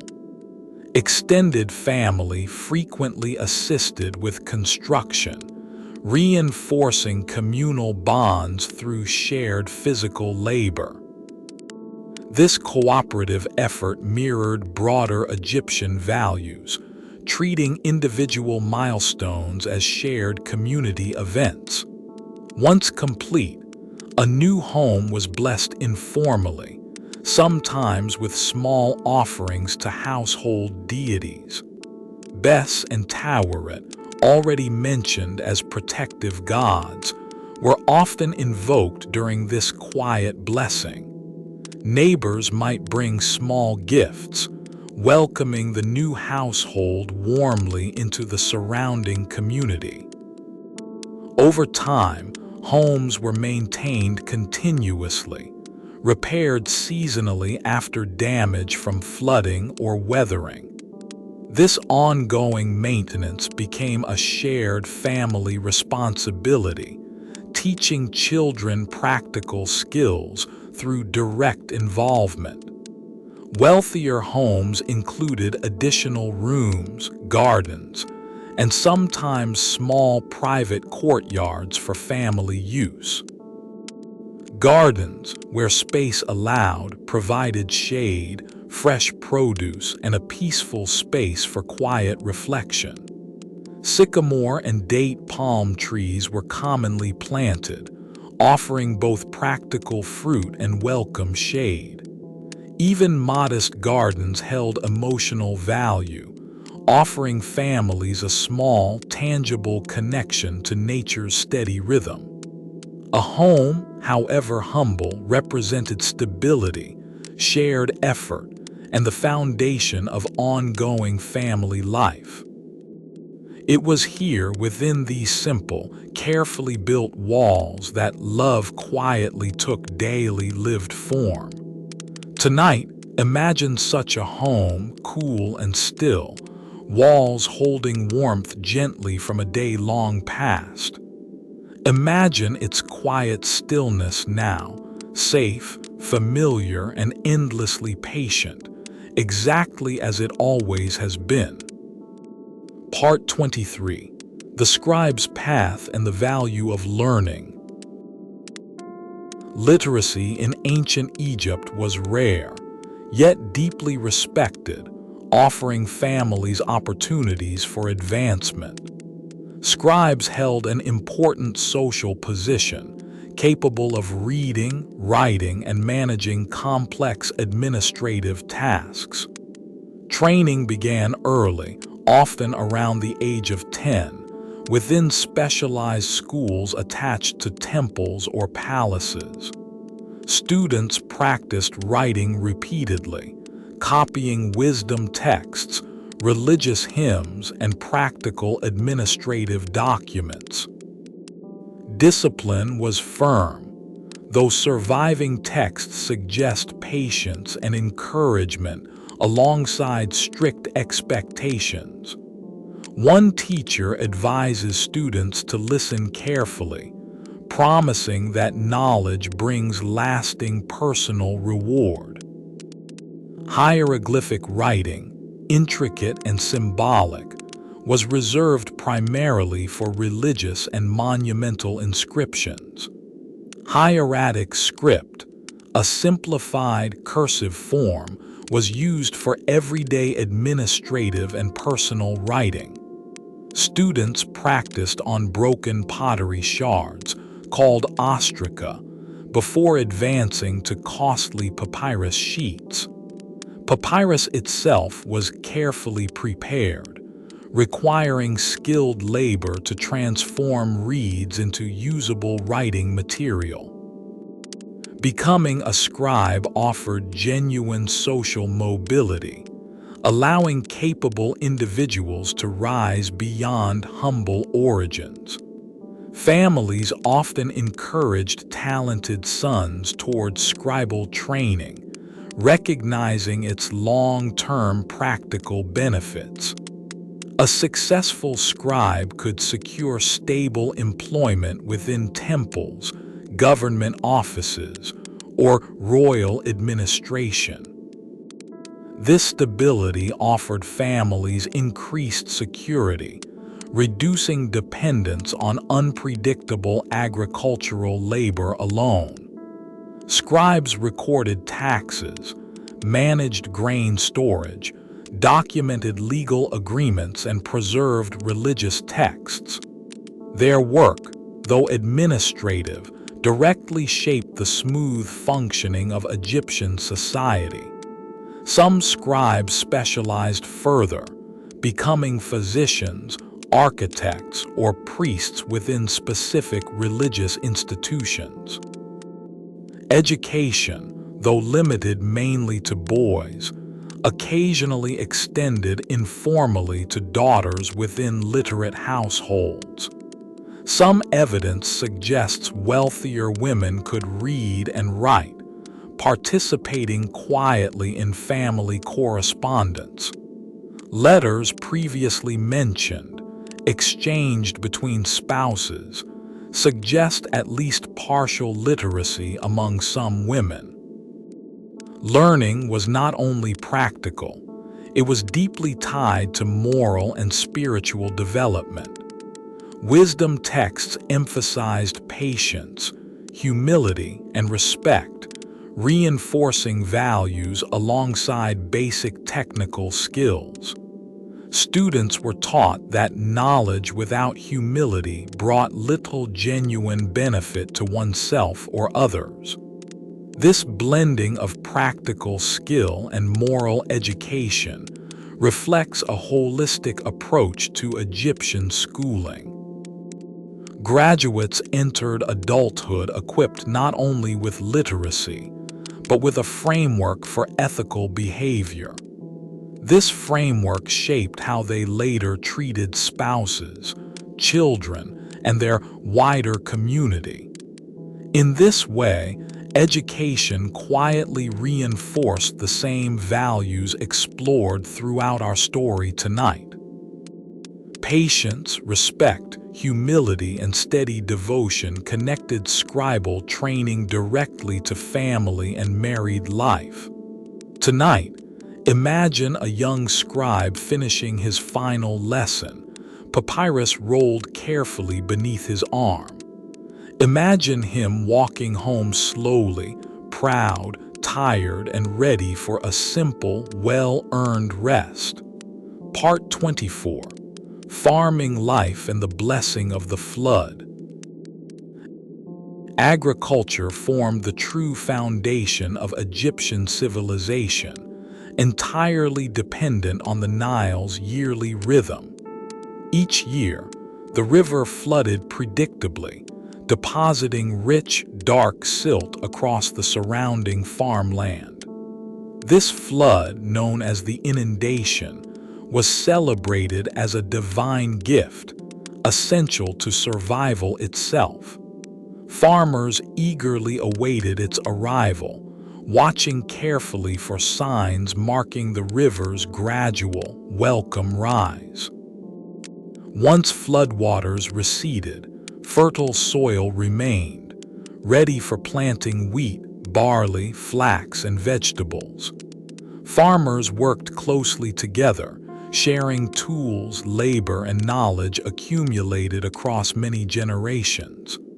Plows, often pulled by oxen, prepared the soil, while seeds were scattered carefully by hand. Irrigation channels, dug and maintained cooperatively, directed water efficiently across shared agricultural land. This cooperative system required trust, patience, and consistent communal effort throughout the farming season. Farming families rose early, working through cooler morning hours before the midday heat intensified. Children assisted with lighter tasks, learning agricultural skills gradually, alongside their parents and elders. Harvest time brought intense, focused labor, as crops needed gathering before spoilage or weather damage occurred. Entire communities worked together during harvest, reflecting the shared stakes tied to a successful yield. Grain was carefully threshed, separating valuable kernels from surrounding husks through repeated, patient labor. Storage followed immediately, with grain kept in dry, elevated structures to prevent moisture damage. This stored grain sustained families through the months preceding the next year's flood and harvest. Taxes were often collected in grain, administered carefully by scribes recording accurate household yields. Despite these obligations, families generally retained enough surplus to support their immediate needs comfortably.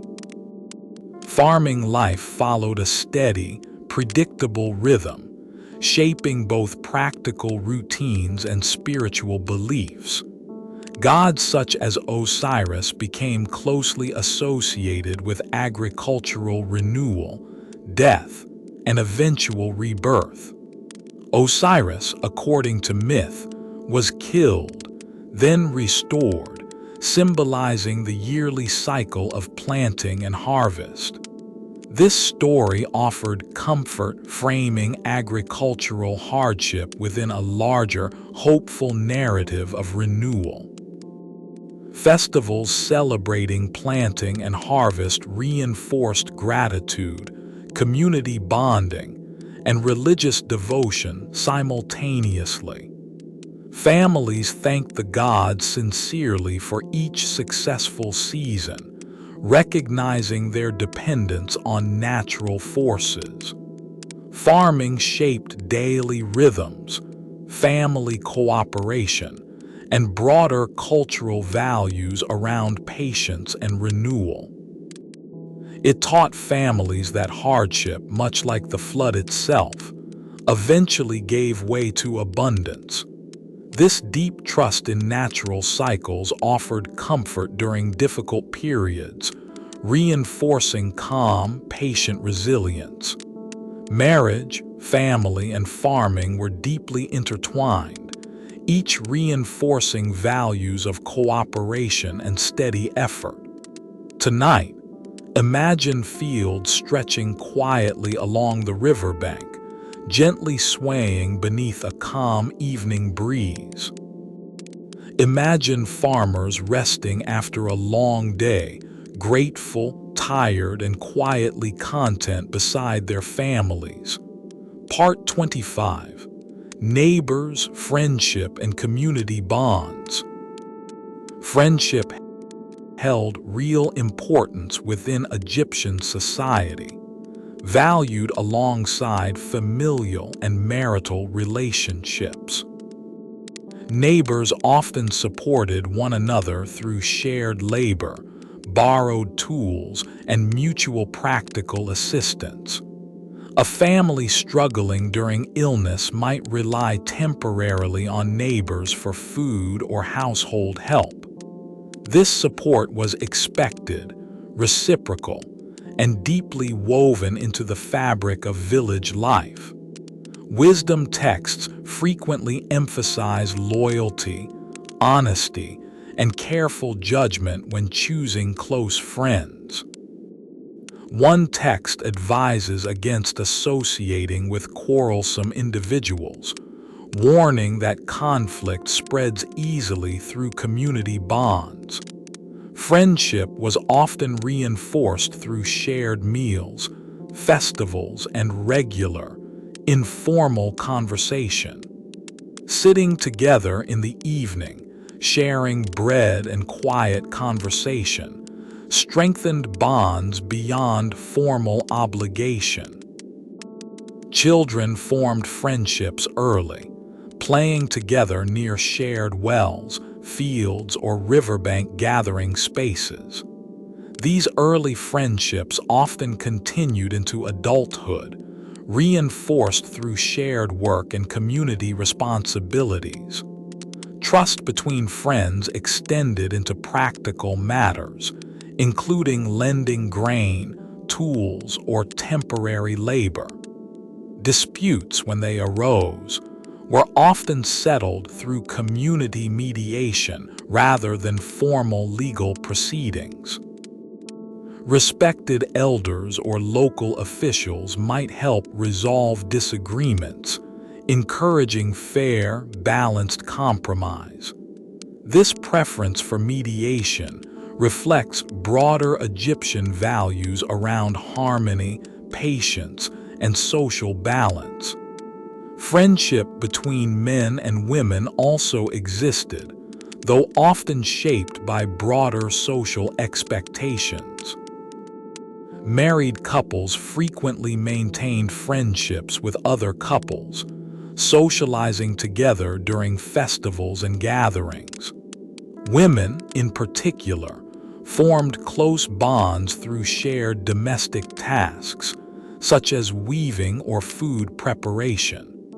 These gatherings offered space for conversation, support, and shared emotional experience beyond household duties. Men similarly bonded through shared labor, whether farming, construction, or cooperative trade work. Such friendships provided emotional support, practical assistance, and a broader sense of belonging. Community identity was reinforced through shared festivals, religious practices, and collective agricultural labor. Villages functioned almost as extended families, connected through generations of shared history and mutual reliance. This closeness offered security, particularly during difficult times such as illness, poor harvests, or personal loss. Grief, too, was shared communally, with neighbors offering comfort and practical support during mourning.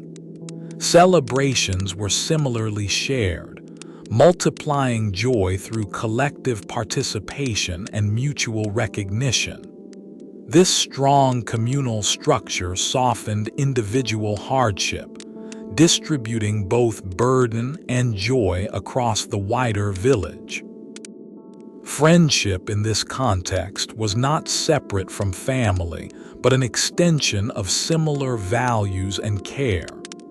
It reinforced patience, loyalty, and steady mutual support, echoing themes found throughout Egyptian family life.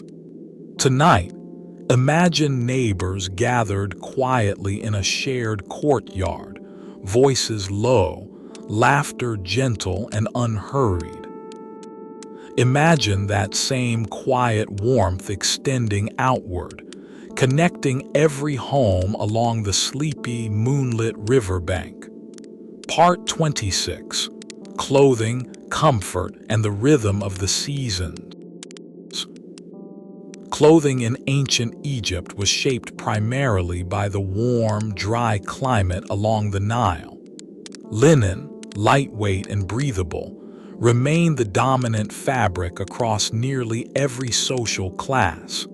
Simple kilts were commonly worn by men, tied comfortably at the waist for ease of movement. Women often wore straight, ankle-length dresses, held by simple straps over the shoulders. Wealthier individuals wore finer, more delicately pleated linen, reflecting greater access to skilled weaving. Working families wore sturdier, simpler garments, practical for daily labor along fields or river banks. Children, particularly in warmer months, often wore minimal clothing, suited to comfort and easy movement. As children grew older, clothing gradually became more structured, reflecting emerging social expectations. Sandals, woven from papyrus or leather, protected feet during outdoor activity, though many walked barefoot indoors. Seasonal changes, though subtle compared to other regions, still influenced clothing choices throughout the year. Cooler evenings, particularly during winter months, encouraged additional layers, such as light woolen cloaks. Wool, though less common than linen, provided extra warmth during rare, cooler periods. Clothing was cared for meticulously, washed regularly in the Nile, then dried beneath the steady sun. Laundry was often a communal task, performed together by women gathered along familiar riverbank locations. This shared labor offered space for conversation, connection, and mutual support among neighboring families. Clothing also carried symbolic meaning, particularly regarding color, though most daily wear remained naturally pale. White linen, associated with purity, was especially favored for religious ceremonies and important occasions. Dyed fabrics, though less common, were sometimes used for festive clothing or special decorative elements.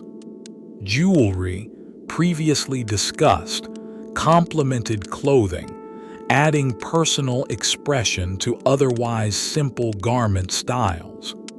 Clothing choices reflected practical necessity, blended thoughtfully with modest personal and cultural expression. Even simple garments were treated with care, mended carefully rather than quickly discarded. This careful maintenance reflected broader cultural values around patience, resourcefulness, and steady household management. Weaving itself was a valued skill, often taught to daughters from a young age.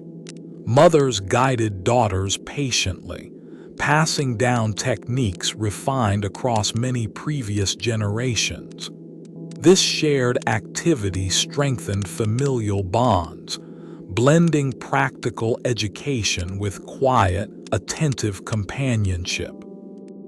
Clothing, though simple, represented comfort, identity, and quiet continuity within everyday Egyptian life. It adapted gently to the seasons, much like the broader rhythms shaping daily family routines. Tonight, imagine soft linen resting gently against tired skin, cool, familiar, and endlessly comforting. Imagine that same soft fabric settling around you now, calm, light, and quietly reassuring. Part 27. Temples, priests, and the rhythm of worship. Temples served as the spiritual centers of Egyptian communities, connecting daily life to divine order. Most temples were not open freely to the public, reserved primarily for priests and religious officials. Ordinary Egyptians engaged with religion mainly through festivals, household shrines, and personal prayer. Priests managed daily temple rituals, including washing, dressing, and offering food to statues representing the gods. These rituals were performed with careful precision, believed necessary to maintain cosmic balance and divine favor. Priesthood was often a respected profession, sometimes passed down through specific, dedicated family lines. Both men and women served as priests, particularly within temples devoted to goddesses such as Hathor. Temple economies were significant, managing land, grain storage, and skilled labor across surrounding regions. Temples also served practical community functions, including education, medical care, and occasional legal arbitration. Ordinary families interacted with temples during major festivals, when statues were paraded publicly along the Nile. These processions allowed communities brief, meaningful contact with divine images normally hidden from public view. Offerings brought during festivals, though modest, were believed to strengthen personal connection with specific gods.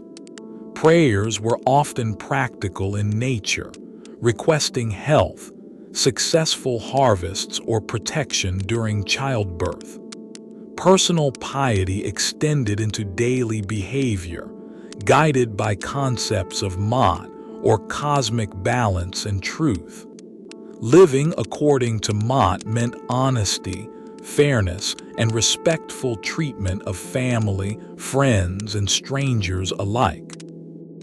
This ethical framework connected religious belief directly to everyday choices within marriage and family life. Household shrines, mentioned earlier, allowed families to maintain personal religious practice outside formal temple settings. These shrines often held small statues of Bes, Taweret, or other protective household deities. Prayers were spoken quietly at these shrines, particularly during illness, pregnancy, or significant family transitions. Religious belief offered comfort during uncertainty, providing family structure, hope, and shared cultural meaning. Death, marriage, and childbirth were all accompanied by religious ritual, reinforcing life's sacred, continuous rhythm. This blending of formal temple religion and personal household practice created a rich, layered spiritual life. Ordinary Egyptians did not need to fully understand complex theology to feel genuinely connected to their gods. Simple, sincere devotion, expressed through small offerings and quiet prayer, was considered entirely sufficient. This accessible spirituality allowed religion to remain deeply personal, rather than distant or purely institutional. It reinforced values already explored throughout our story: patience, gratitude, and respectful, balanced living. Tonight, imagine a small household shrine softly lit, a single offering resting quietly before it. Imagine a quiet prayer spoken gently into the evening air, calm, sincere, and deeply personal. Part 28. Journeys along the Nile. The Nile served as Egypt's primary highway, connecting distant villages, towns, and administrative centers. Boats of various sizes moved constantly along its waters, carrying goods, travelers, and important messages. Simple reed boats, light and maneuverable, were used by fishermen and local travelers alike.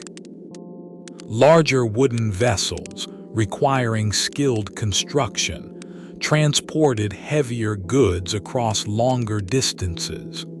Sails caught the northern wind, allowing boats to travel upstream against the river's natural southward current.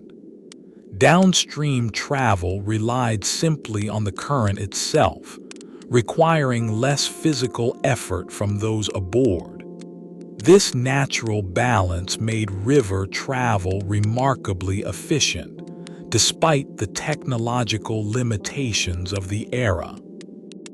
Sailors and boatmen developed specialized skills, understanding currents, winds, and seasonal water levels closely.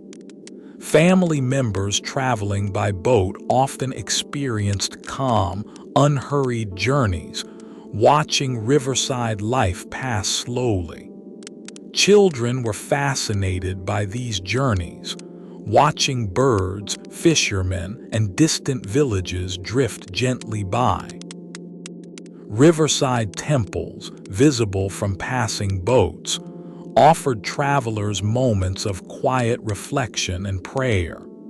Merchants used these journeys for trade, stopping at various towns to exchange goods along the way. Officials traveled similarly, overseeing tax collection, construction projects, or regional administrative responsibilities. Pilgrims occasionally traveled by boat towards significant religious sites, seeking blessings or spiritual guidance. Such journeys, though practical, often carried personal significance, blending travel with quiet spiritual reflection. Family separations, discussed earlier through surviving letters, were frequently tied directly to these river journeys. A husband traveling for trade might be away for weeks, his family anxiously awaiting safe return. Letters exchanged during these absences reveal the emotional weight carried by these necessary practical journeys. Safe arrival was often marked by quiet gratitude, sometimes accompanied by small offerings to protective gods. Sobek, the crocodile god, was invoked frequently for protection during river travel and fishing. Families prayed for safe passage, recognizing the Nile's power, generosity, and occasional unpredictable danger. Despite these risks, the river remained deeply loved, central to both practical survival and cultural identity. Poetry and religious hymns frequently praised the Nile, describing it as a source of endless, patient generosity. One hymn compares the river to a nurturing presence, sustaining all life along its gentle banks. This deep reverence shaped how families viewed travel itself, accepting necessary risk with calm, practiced patience. Journeys, though sometimes difficult, were understood as part of life's natural, ongoing rhythm. They connected distant families, sustained trade, and reinforced Egypt's broader sense of shared identity. Tonight, imagine a small boat drifting quietly along calm, moonlit water, sails resting gently in stillness. Imagine its slow, patient movement, carrying someone gradually, safely back toward the ones who wait at home. Part 29. The quiet strength of ordinary women. While queens and and goddesses often dominate popular imagination. Most Egyptian women lived quieter, equally significant lives. A typical woman's day began early, preparing bread, managing household supplies, and organizing family responsibilities. She might weave linen, tend a small garden, or assist with trade at a local market. Many women contributed directly to household income, selling produce, textiles, or handmade goods locally. Legal records show women engaging confidently in property disputes, contracts, and business transactions. This confidence suggests women understood their rights and were prepared to defend them when necessary. Widows, in particular, held significant independence, managing property and household affairs entirely on their own. Some widows remarried, while others chose to remain independent, supported by their own resources and family networks. Motherhood was deeply respected, yet women's identities extended well beyond this singular role. Female physicians, though rare, are recorded in some historical sources, treating patients within their communities. Midwives held essential status, relying on specialized knowledge passed carefully between generations of women. Temple roles, including musicians and priestesses, offered some women meaningful positions outside the household. Women also played essential roles during festivals, organizing food, music, and communal celebration efforts. Friendship networks among women provided emotional support, practical assistance, and shared knowledge across households.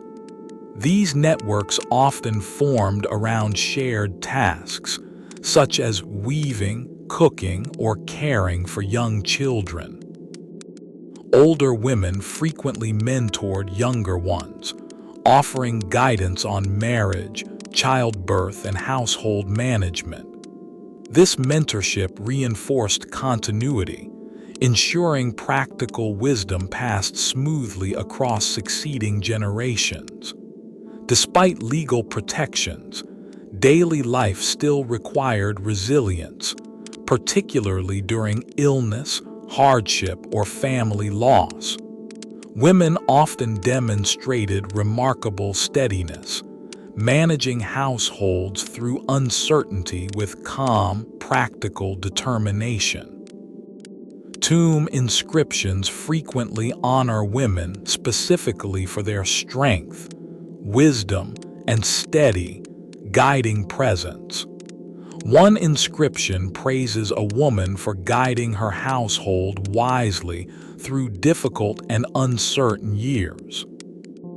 Such praise, appearing consistently across different eras, suggests genuine cultural respect for female resilience. Women's contributions, though less visible in grand monuments, formed an essential foundation of Egyptian society. Their quiet, consistent labor sustained households, communities, and ultimately the broader civilization itself. Tonight, we honor that quiet strength, present in countless unnamed women across thousands of years. Imagine one such woman, tired yet content, resting finally after another long, purposeful day. Imagine her quiet pride, knowing her steady effort held her entire family gently together. Part 30. Justice, Fairness, and the Rule of Maat. Egyptian society valued fairness deeply, guided by the principle of Maat, representing truth and balance. Legal disputes were typically resolved through local councils, made up of respected community members. These councils considered evidence, listened to testimony, and aimed for balanced, practical resolutions. Both men and women could bring cases before these councils, seeking fair treatment under shared law. Contracts, including marriage agreements previously discussed, were taken seriously and generally upheld by community consensus. Witnesses played an important role, often required to confirm agreements or resolve disputed claims. Punishments for wrongdoing varied depending on severity, ranging from fines to more serious consequences. However, surviving records suggest mediation and restitution were often preferred over harsh punishment alone. This preference reflects broader cultural values favoring harmony and restored balance within the community. Theft, for example, often required repayment, sometimes with an additional amount as compensation. Disputes over land or property were common, resolved carefully through documented agreements and witness testimony. Scribes played a crucial role, recording agreements accurately to prevent future misunderstanding or conflict. Fairness extended into family life, particularly regarding inheritance, previously discussed as relatively balanced between genders. Daughters could inherit alongside sons, reducing concentrated inequality within family wealth distribution. This relative fairness, while not equal by modern standards, was notably progressive for its historical era. Village elders often mediated smaller disputes informally, relying on reputation, experience, and community trust. This informal system reduced reliance on distant, formal authorities for everyday, practical disagreements. Mod extended beyond legal matters, shaping personal behavior, honesty, and respect within daily interactions. Egyptians believed that living according to Mot maintained cosmic order, extending from the universe to daily life. This belief encouraged consistent honesty, fairness, and consideration toward family, friends, and community members. Wisdom texts frequently reinforced these values, advising careful, balanced behavior in all personal dealings. Children were taught early that fairness and honesty brought long-term respect, rather than immediate gain alone. This ethical foundation shaped marriages, friendships, and community relationships throughout Egyptian daily life. Even disputes within marriage, occasionally mentioned in surviving records, were expected to be resolved fairly and calmly. Wives and husbands were encouraged to communicate honestly, rather than allowing resentment to grow unspoken. This preference for open, fair communication mirrors modern relationship guidance surprisingly closely. Justice in this ancient world was never separate from daily life, but deeply woven into it. It shaped how families treated one another and how communities maintained lasting, peaceful cooperation. Tonight, imagine a quiet village council concluding calmly, an agreement reached, and balance gently restored. Imagine that same sense of fairness settling now over your own thoughts, calm, resolved, and at peace. Part 31. The changing seasons of the heart. Relationships within Egyptian marriage naturally evolved, shifting gently through different stages of shared life. Early marriage often involved excitement, adjustment, and the gradual building of shared household routines. Young couples learned each other's habits, preferences, and quiet, everyday rhythms during these initial years. Patience was encouraged during this period, allowing space for gradual understanding rather than immediate perfection.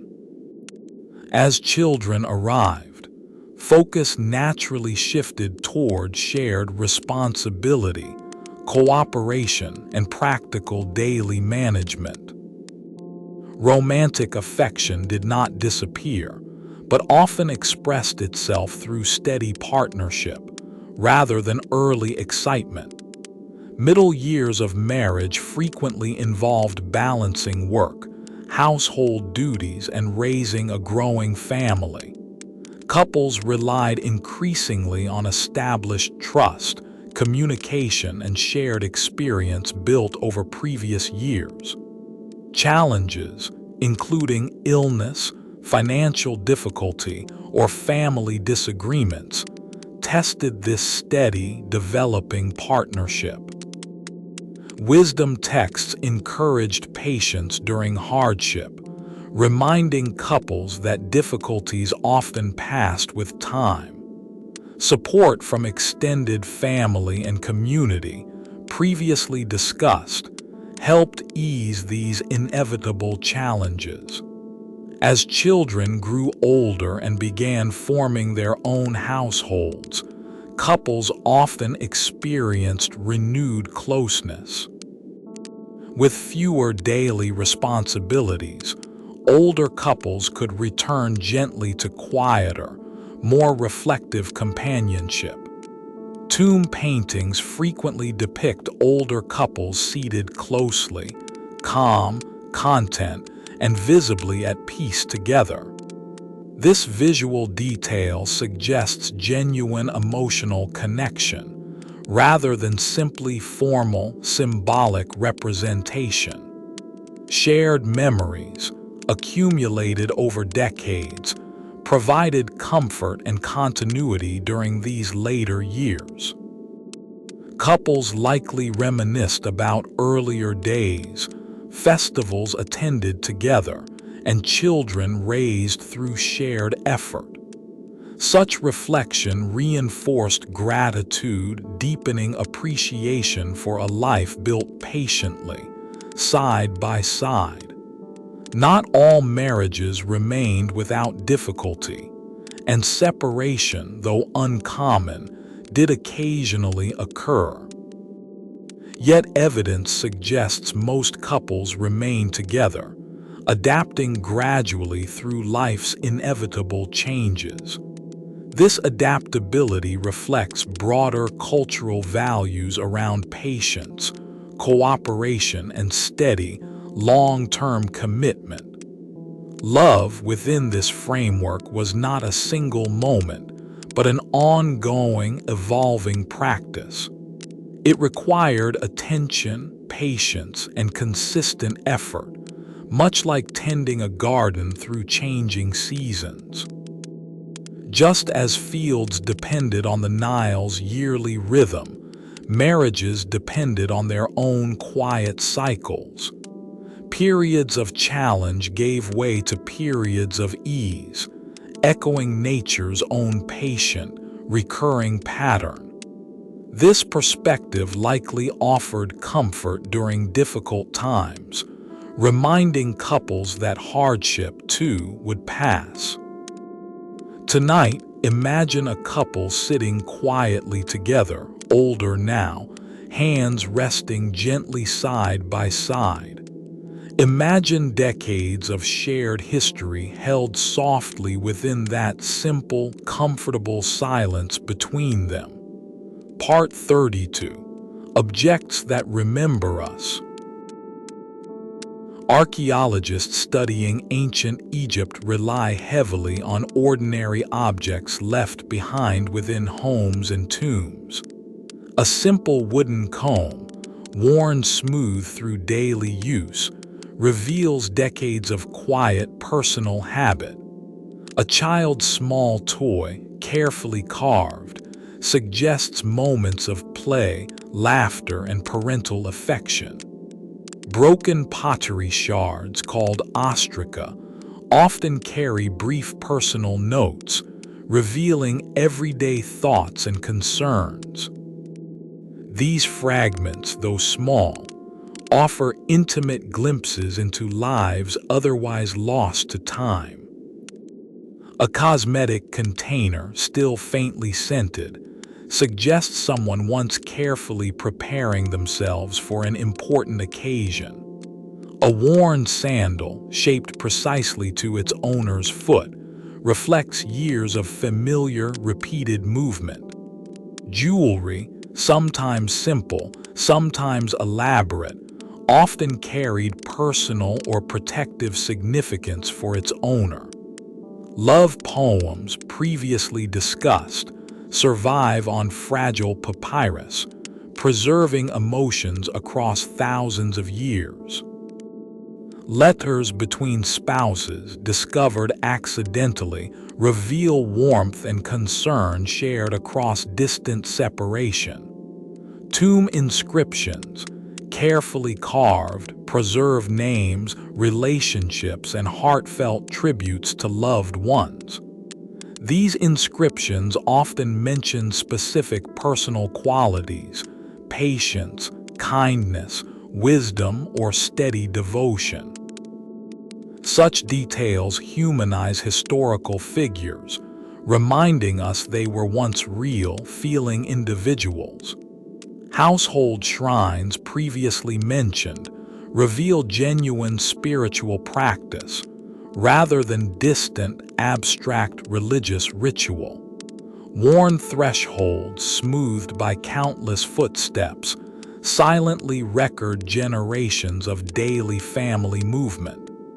Cooking vessels, blackened by repeated use, suggest countless shared meals, prepared with quiet, consistent care. Children's handprints, occasionally preserved in dried mud brick, offer startlingly personal, tangible connection across time. Such small, ordinary traces remind us that history is built from countless quiet, repeated moments.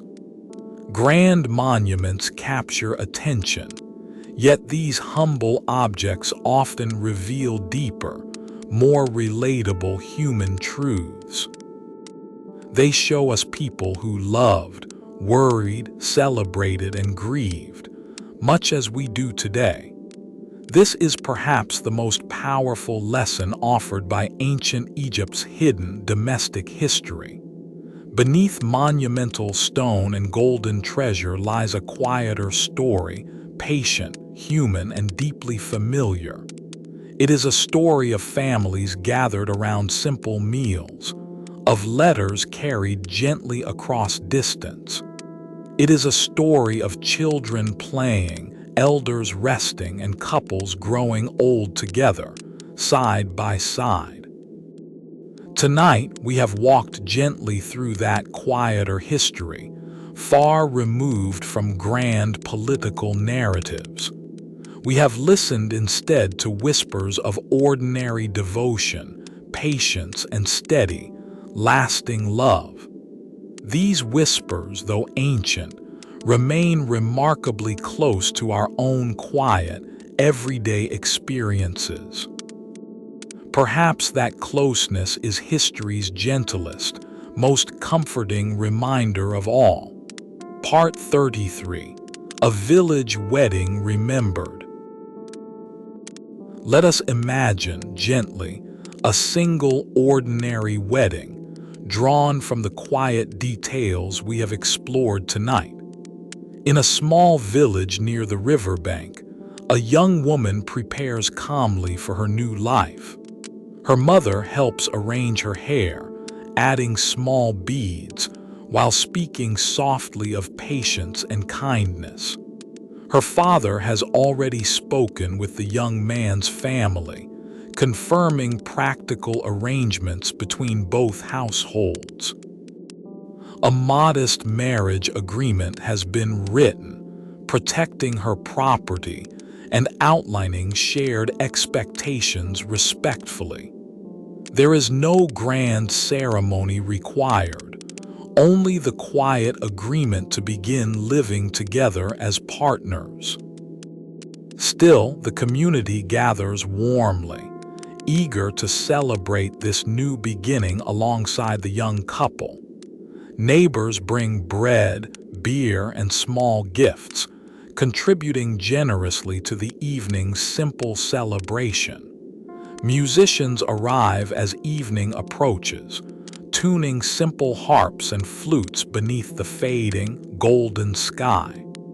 Children run excitedly between adults, drawn by the scent of roasting food and sweet honeyed cakes. The young woman wears fresh linen, lightly perfumed, her eyes gently lined with dark, protective kohl. The young man, dressed simply yet neatly, waits nearby, calm despite his quiet excitement.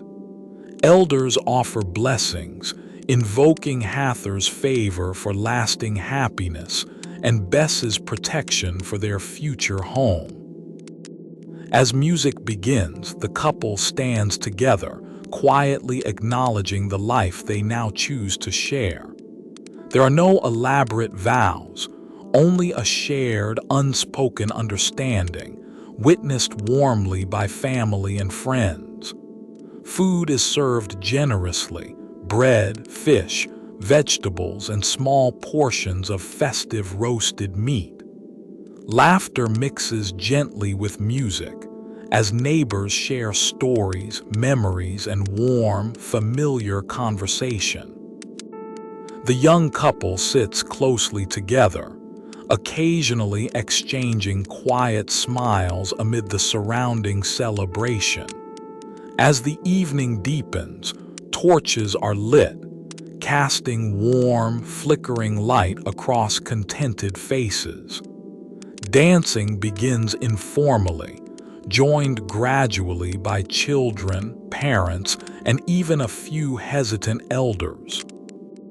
The celebration continues gently into the night, unhurried, warm, and quietly joyful throughout. Eventually, guests begin returning home, offering final blessings and warm farewells to the newly joined couple. The young woman and her husband walk quietly toward their modest new home, prepared earlier that week. Inside, a small oil lamp burns softly, illuminating simple furniture and a freshly blessed household shrine. They sit together briefly, speaking softly of the day, grateful, tired, and quietly content. Outside, the village settles into peaceful stillness, the Nile flowing steadily beneath a calm, starlit sky. This ordinary, gentle celebration, repeated countless times across generations, formed the true heart of Egyptian life. It reminds us that history's grandest monuments rest, ultimately, upon countless simple, loving beginnings such as this. Tonight, let this quiet wedding settle gently into your thoughts, calm, warm, and softly comforting. Let its simple joy accompany you now gently toward your own peaceful, well-earned rest. Part 34. Lessons the Nile Still Teaches. As our story gently nears its end, let us consider what this ancient world quietly teaches us today. Egyptian family life, though shaped by different customs, reflects values remarkably familiar to modern experience. Patience appears repeatedly, whether waiting for floodwaters, a returning traveler, or a growing child. Cooperation shaped daily survival, reminding families that shared effort brought greater strength than isolation. Fairness, embodied through Mott, encouraged honesty, balance, and respectful treatment within relationships. Love was expressed not through grand declarations alone, but through steady, repeated acts of care. A shared meal, a written letter, a small gift, each carried quiet, meaningful devotion. Marriage was understood as an ongoing practice, requiring patience, communication, and continued mutual effort. Family extended beyond the household, embracing neighbors, friends, and the wider surrounding community. Aging was met with respect rather than fear, supported gently by consistent family care. Death, too, was approached calmly, softened by belief in continued connection beyond physical life. Nature's rhythms, particularly the Nile's yearly cycle, shaped a worldview centered on patience and trust. Hardship was expected, yet always understood as temporary, giving way eventually to renewal and calm. This perspective offered resilience, allowing families to face difficulty without losing hope or connection. Religious belief, though different from modern practice, offered structure, comfort, and shared cultural meaning. Household gods, however unusual they may seem today, represented genuine care for family safety and happiness. Education, though limited, was valued deeply, offering pathways toward stability and personal growth. Art and poetry preserved emotions across thousands of years, reminding us that feelings remain timeless. A love poem written millennia ago still speaks gently of longing, closeness, and quiet joy. These continuities suggest something comforting, that human connection remains remarkably consistent across vast stretches of time. Though customs change and languages fade, the underlying need for love and belonging does not. Ancient Egyptians worried about many of the same things we quietly worry about tonight. They wanted health for their children, harmony within their homes, and lasting affection from those they loved. In recognizing this shared humanity, history becomes less distant and, strangely, more comforting.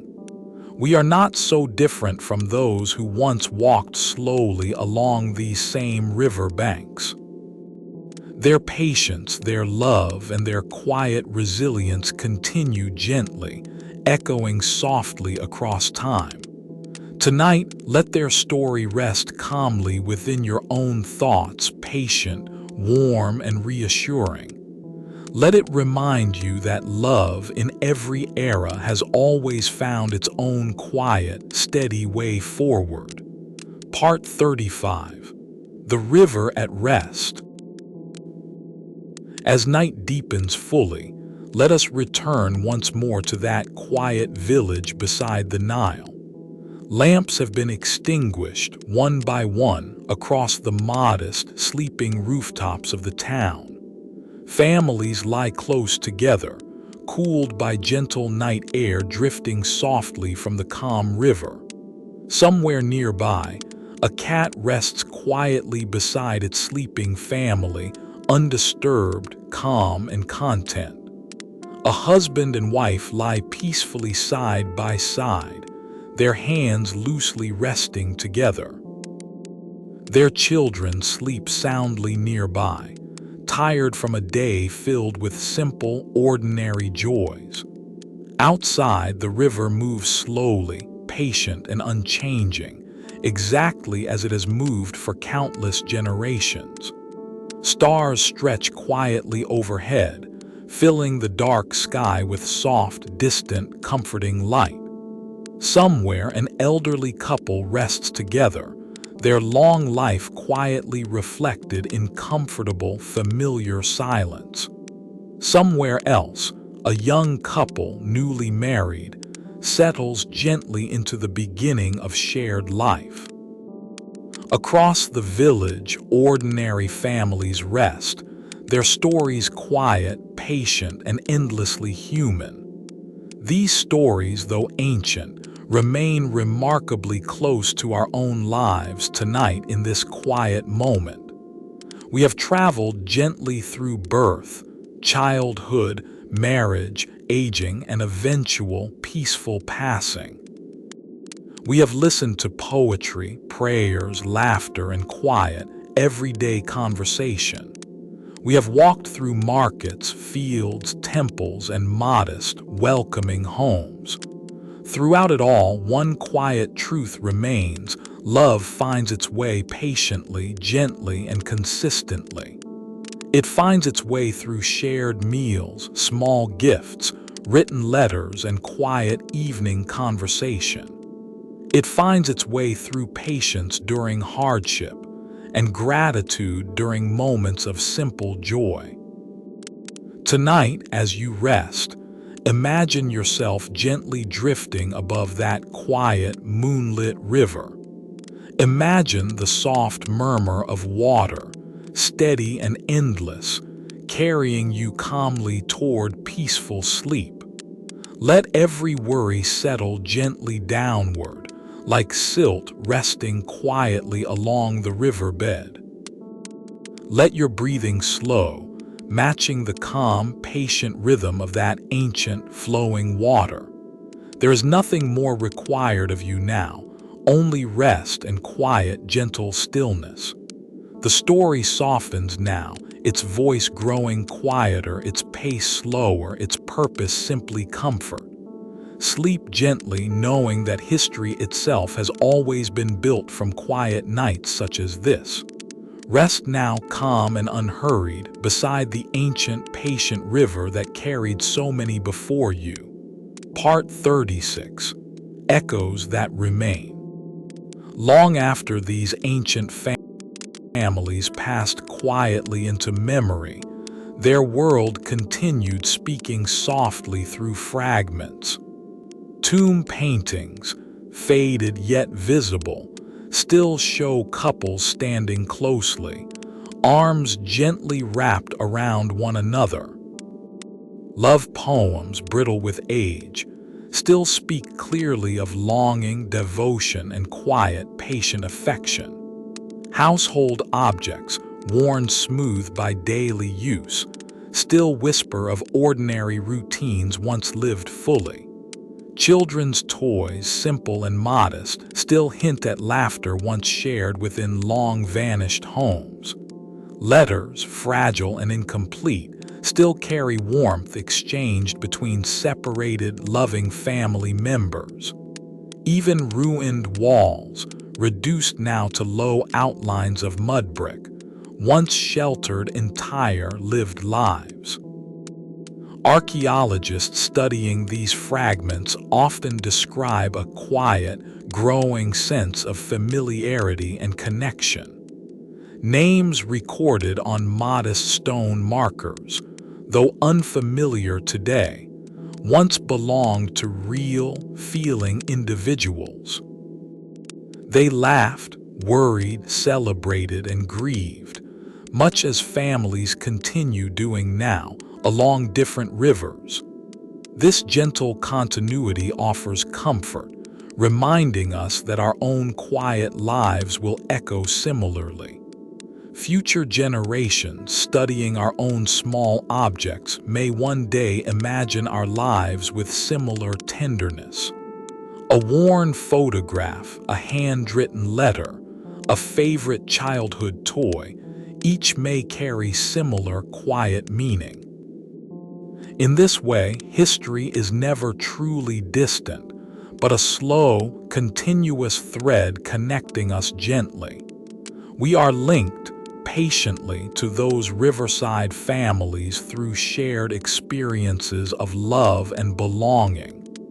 Their patience, their devotion, and their quiet resilience continue softly, resting gently within our own lives. Tonight, as our story closes, let this sense of connection settle calmly within your thoughts. You are part of a long, patient continuity, stretching back gently across thousands of years. Rest now, knowing that love, patience, and quiet devotion have always found their gentle way forward. Let the ancient river carry these thoughts softly, calmly, toward peaceful, restorative sleep. Part 37. One final walk beside the river. Before we close this story fully, let us take one final, unhurried walk along the riverbank. The sun has already set, leaving behind a soft, orange glow along the horizon's quiet edge. Palm trees sway gently, their leaves rustling softly in the cool evening breeze. Fishermen have returned home, their small boats resting quietly along the muddy, familiar shore. Smoke rises gently from nearby homes, carrying the comforting scent of freshly baked bread. Somewhere, a mother hums softly, easing her child gently toward sleep within a darkened room. Somewhere else, an elderly couple sits quietly together, watching the last light fade slowly away. Children have already been called inside, their laughter softening into quiet, sleepy conversation. The village settles gradually into stillness, each household finding its own gentle, familiar rhythm. Stars begin appearing faintly overhead, scattered softly across the deepening evening sky. The river itself grows calm, its surface reflecting faint starlight in slow, gentle ripples. This quiet moment, repeated nightly for thousands of years, connects countless generations together. Every family we have imagined tonight once experienced this same gentle transition into evening rest.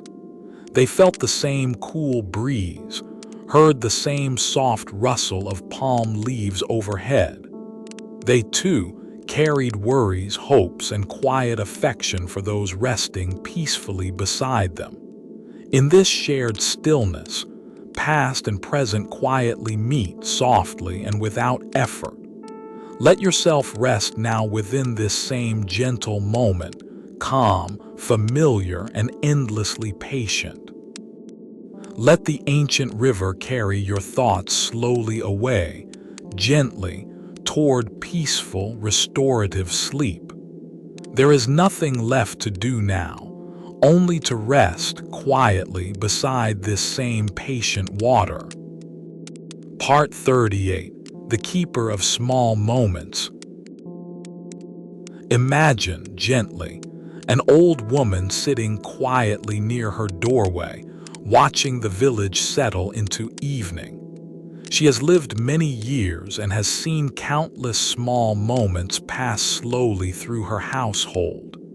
She remembers her own wedding, simple and warm, held many decades earlier beside this same river. She remembers her children's small hands, once reaching for her during quiet, sleepy evenings long ago. She remembers her husband's steady presence, now resting peacefully within a shared family tomb nearby. She does not feel sadness tonight, only a quiet, settled gratitude for a long, well-lived life. She recalls festivals filled with music, markets filled with familiar faces, and meals shared generously with neighbors. She recalls letters received during her husband's occasional travels, read slowly and treasured deeply. She recalls illness overcome through patient care, and hardship softened gradually through community support. She recalls her own mother's gentle guidance and her grandmother's calm, reassuring presence during difficult years. Now, she offers that same quiet guidance to her grandchildren, passing wisdom forward patiently and gently. She teaches them simple things: how to knead bread, how to weave linen, how to listen carefully. She reminds them that love is shown through small, consistent actions, rather than grand, rare gestures. She reminds them that patience eases hardship, and that gratitude deepens even life's simplest pleasures. As she rises slowly to return indoors, she pauses briefly, watching the stars appear above the river. She smiles softly, content, knowing her family continues onward, carrying her quiet lessons forward gently. This is the quiet legacy left by countless ordinary people throughout Egyptian history. Not monuments, not grand titles, but patient love, carried gently from one generation to the next. Tonight, let this old woman's quiet contentment settle softly within your own thoughts. Let her patience, gratitude, and gentle wisdom accompany you now calmly toward peaceful rest. Part 39. The Last Light Along the Water. As our story truly nears its close, imagine the very last light fading gently across the Nile. The sky deepens slowly into soft shades of violet, then quiet, comforting darkness. Birds settle quietly into riverside reeds, their calls softening gradually into silence. The water grows still, mirroring faint starlight in slow, unhurried ripples along the surface. Every household we have visited tonight now rests quietly, lamps extinguished, voices softened into stillness.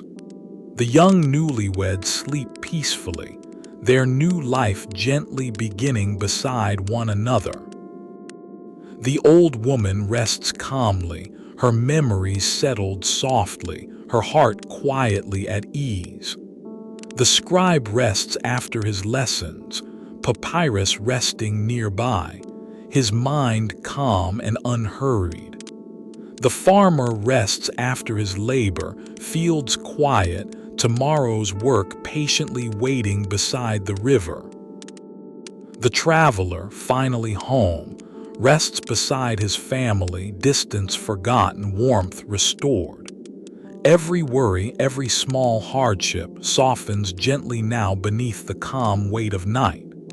The river continues onward regardless, patient, steady, indifferent to time, yet endlessly generous. It carried these families through joy and hardship alike, exactly as it carries your thoughts now. Let its slow, steady rhythm guide your breathing gently toward complete and total relaxation. There is truly nothing left to think about, nothing left to plan, only rest. Allow your body to soften fully now, heavy and calm, sinking gently into stillness. Allow your mind to quiet fully now, thoughts drifting slowly away, like leaves upon calm water. The story has ended gently, its final words fading softly, like the last light along the horizon. Sleep now peacefully, exactly as countless generations once did beside this same ancient, patient river. Rest gently, completely, and without effort until morning arrives softly on its own quiet time. Part 40. A final, gentle reflection. Before we fully close our eyes tonight, let us pause once more quietly upon this ancient shore. Consider how much remains unspoken, how many quiet lives passed gently without leaving grand record. Consider the countless meals shared, the countless letters written, the countless children gently rocked to sleep. Consider the patience required simply to live well, season after season, generation after generation. Consider the courage found in ordinary tasks, tending fields, raising children, caring for the ill. Consider the quiet devotion shown through small gifts, shared bread, and softly spoken words of comfort. None of this required fame or grand achievement, only steady, consistent, patient love. This, perhaps, is the truest hidden side of history, not secrecy, but simple, overlooked ordinariness. The grandest monuments endure through stone, yet the gentlest truths endure quietly through repetition. Every civilization, however distant, is built upon these same small, patient acts of care. Tonight, you have walked gently through one such civilization, patient, human, and quietly familiar. You have listened to its whispers, carried softly across thousands of years of quiet continuity. Let those whispers settle now fully, calmly within your own resting thoughts. Let this be the final image carried gently into sleep, a quiet river, patient and unchanging. Let your breathing match its slow, steady rhythm, calm, unhurried, and completely at ease. There is nothing more required, nothing more to consider, only rest, deep and undisturbed. Sleep now gently, exactly as this story intended, calm, peaceful, and quietly complete. Closing, a quiet farewell.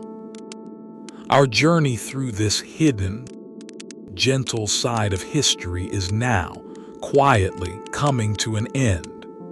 We began beside a small mud brick home and we return to it now, one final time. Inside, a family rests together, warm, safe, and quietly content after another simple, ordinary day. Outside, the Nile continues its slow, patient movement, exactly as it has for countless generations. We have walked gently through childhood, marriage, friendship, work, and quiet, everyday devotion. We have listened to poetry, prayers, and softly whispered letters carried across long, patient distances.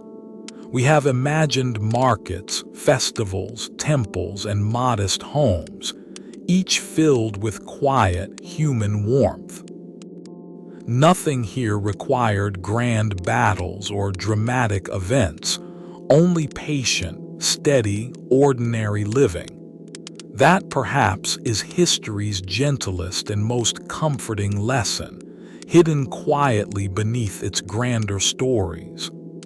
Love has always found its way patiently, through small gestures, shared meals, and quiet companionship.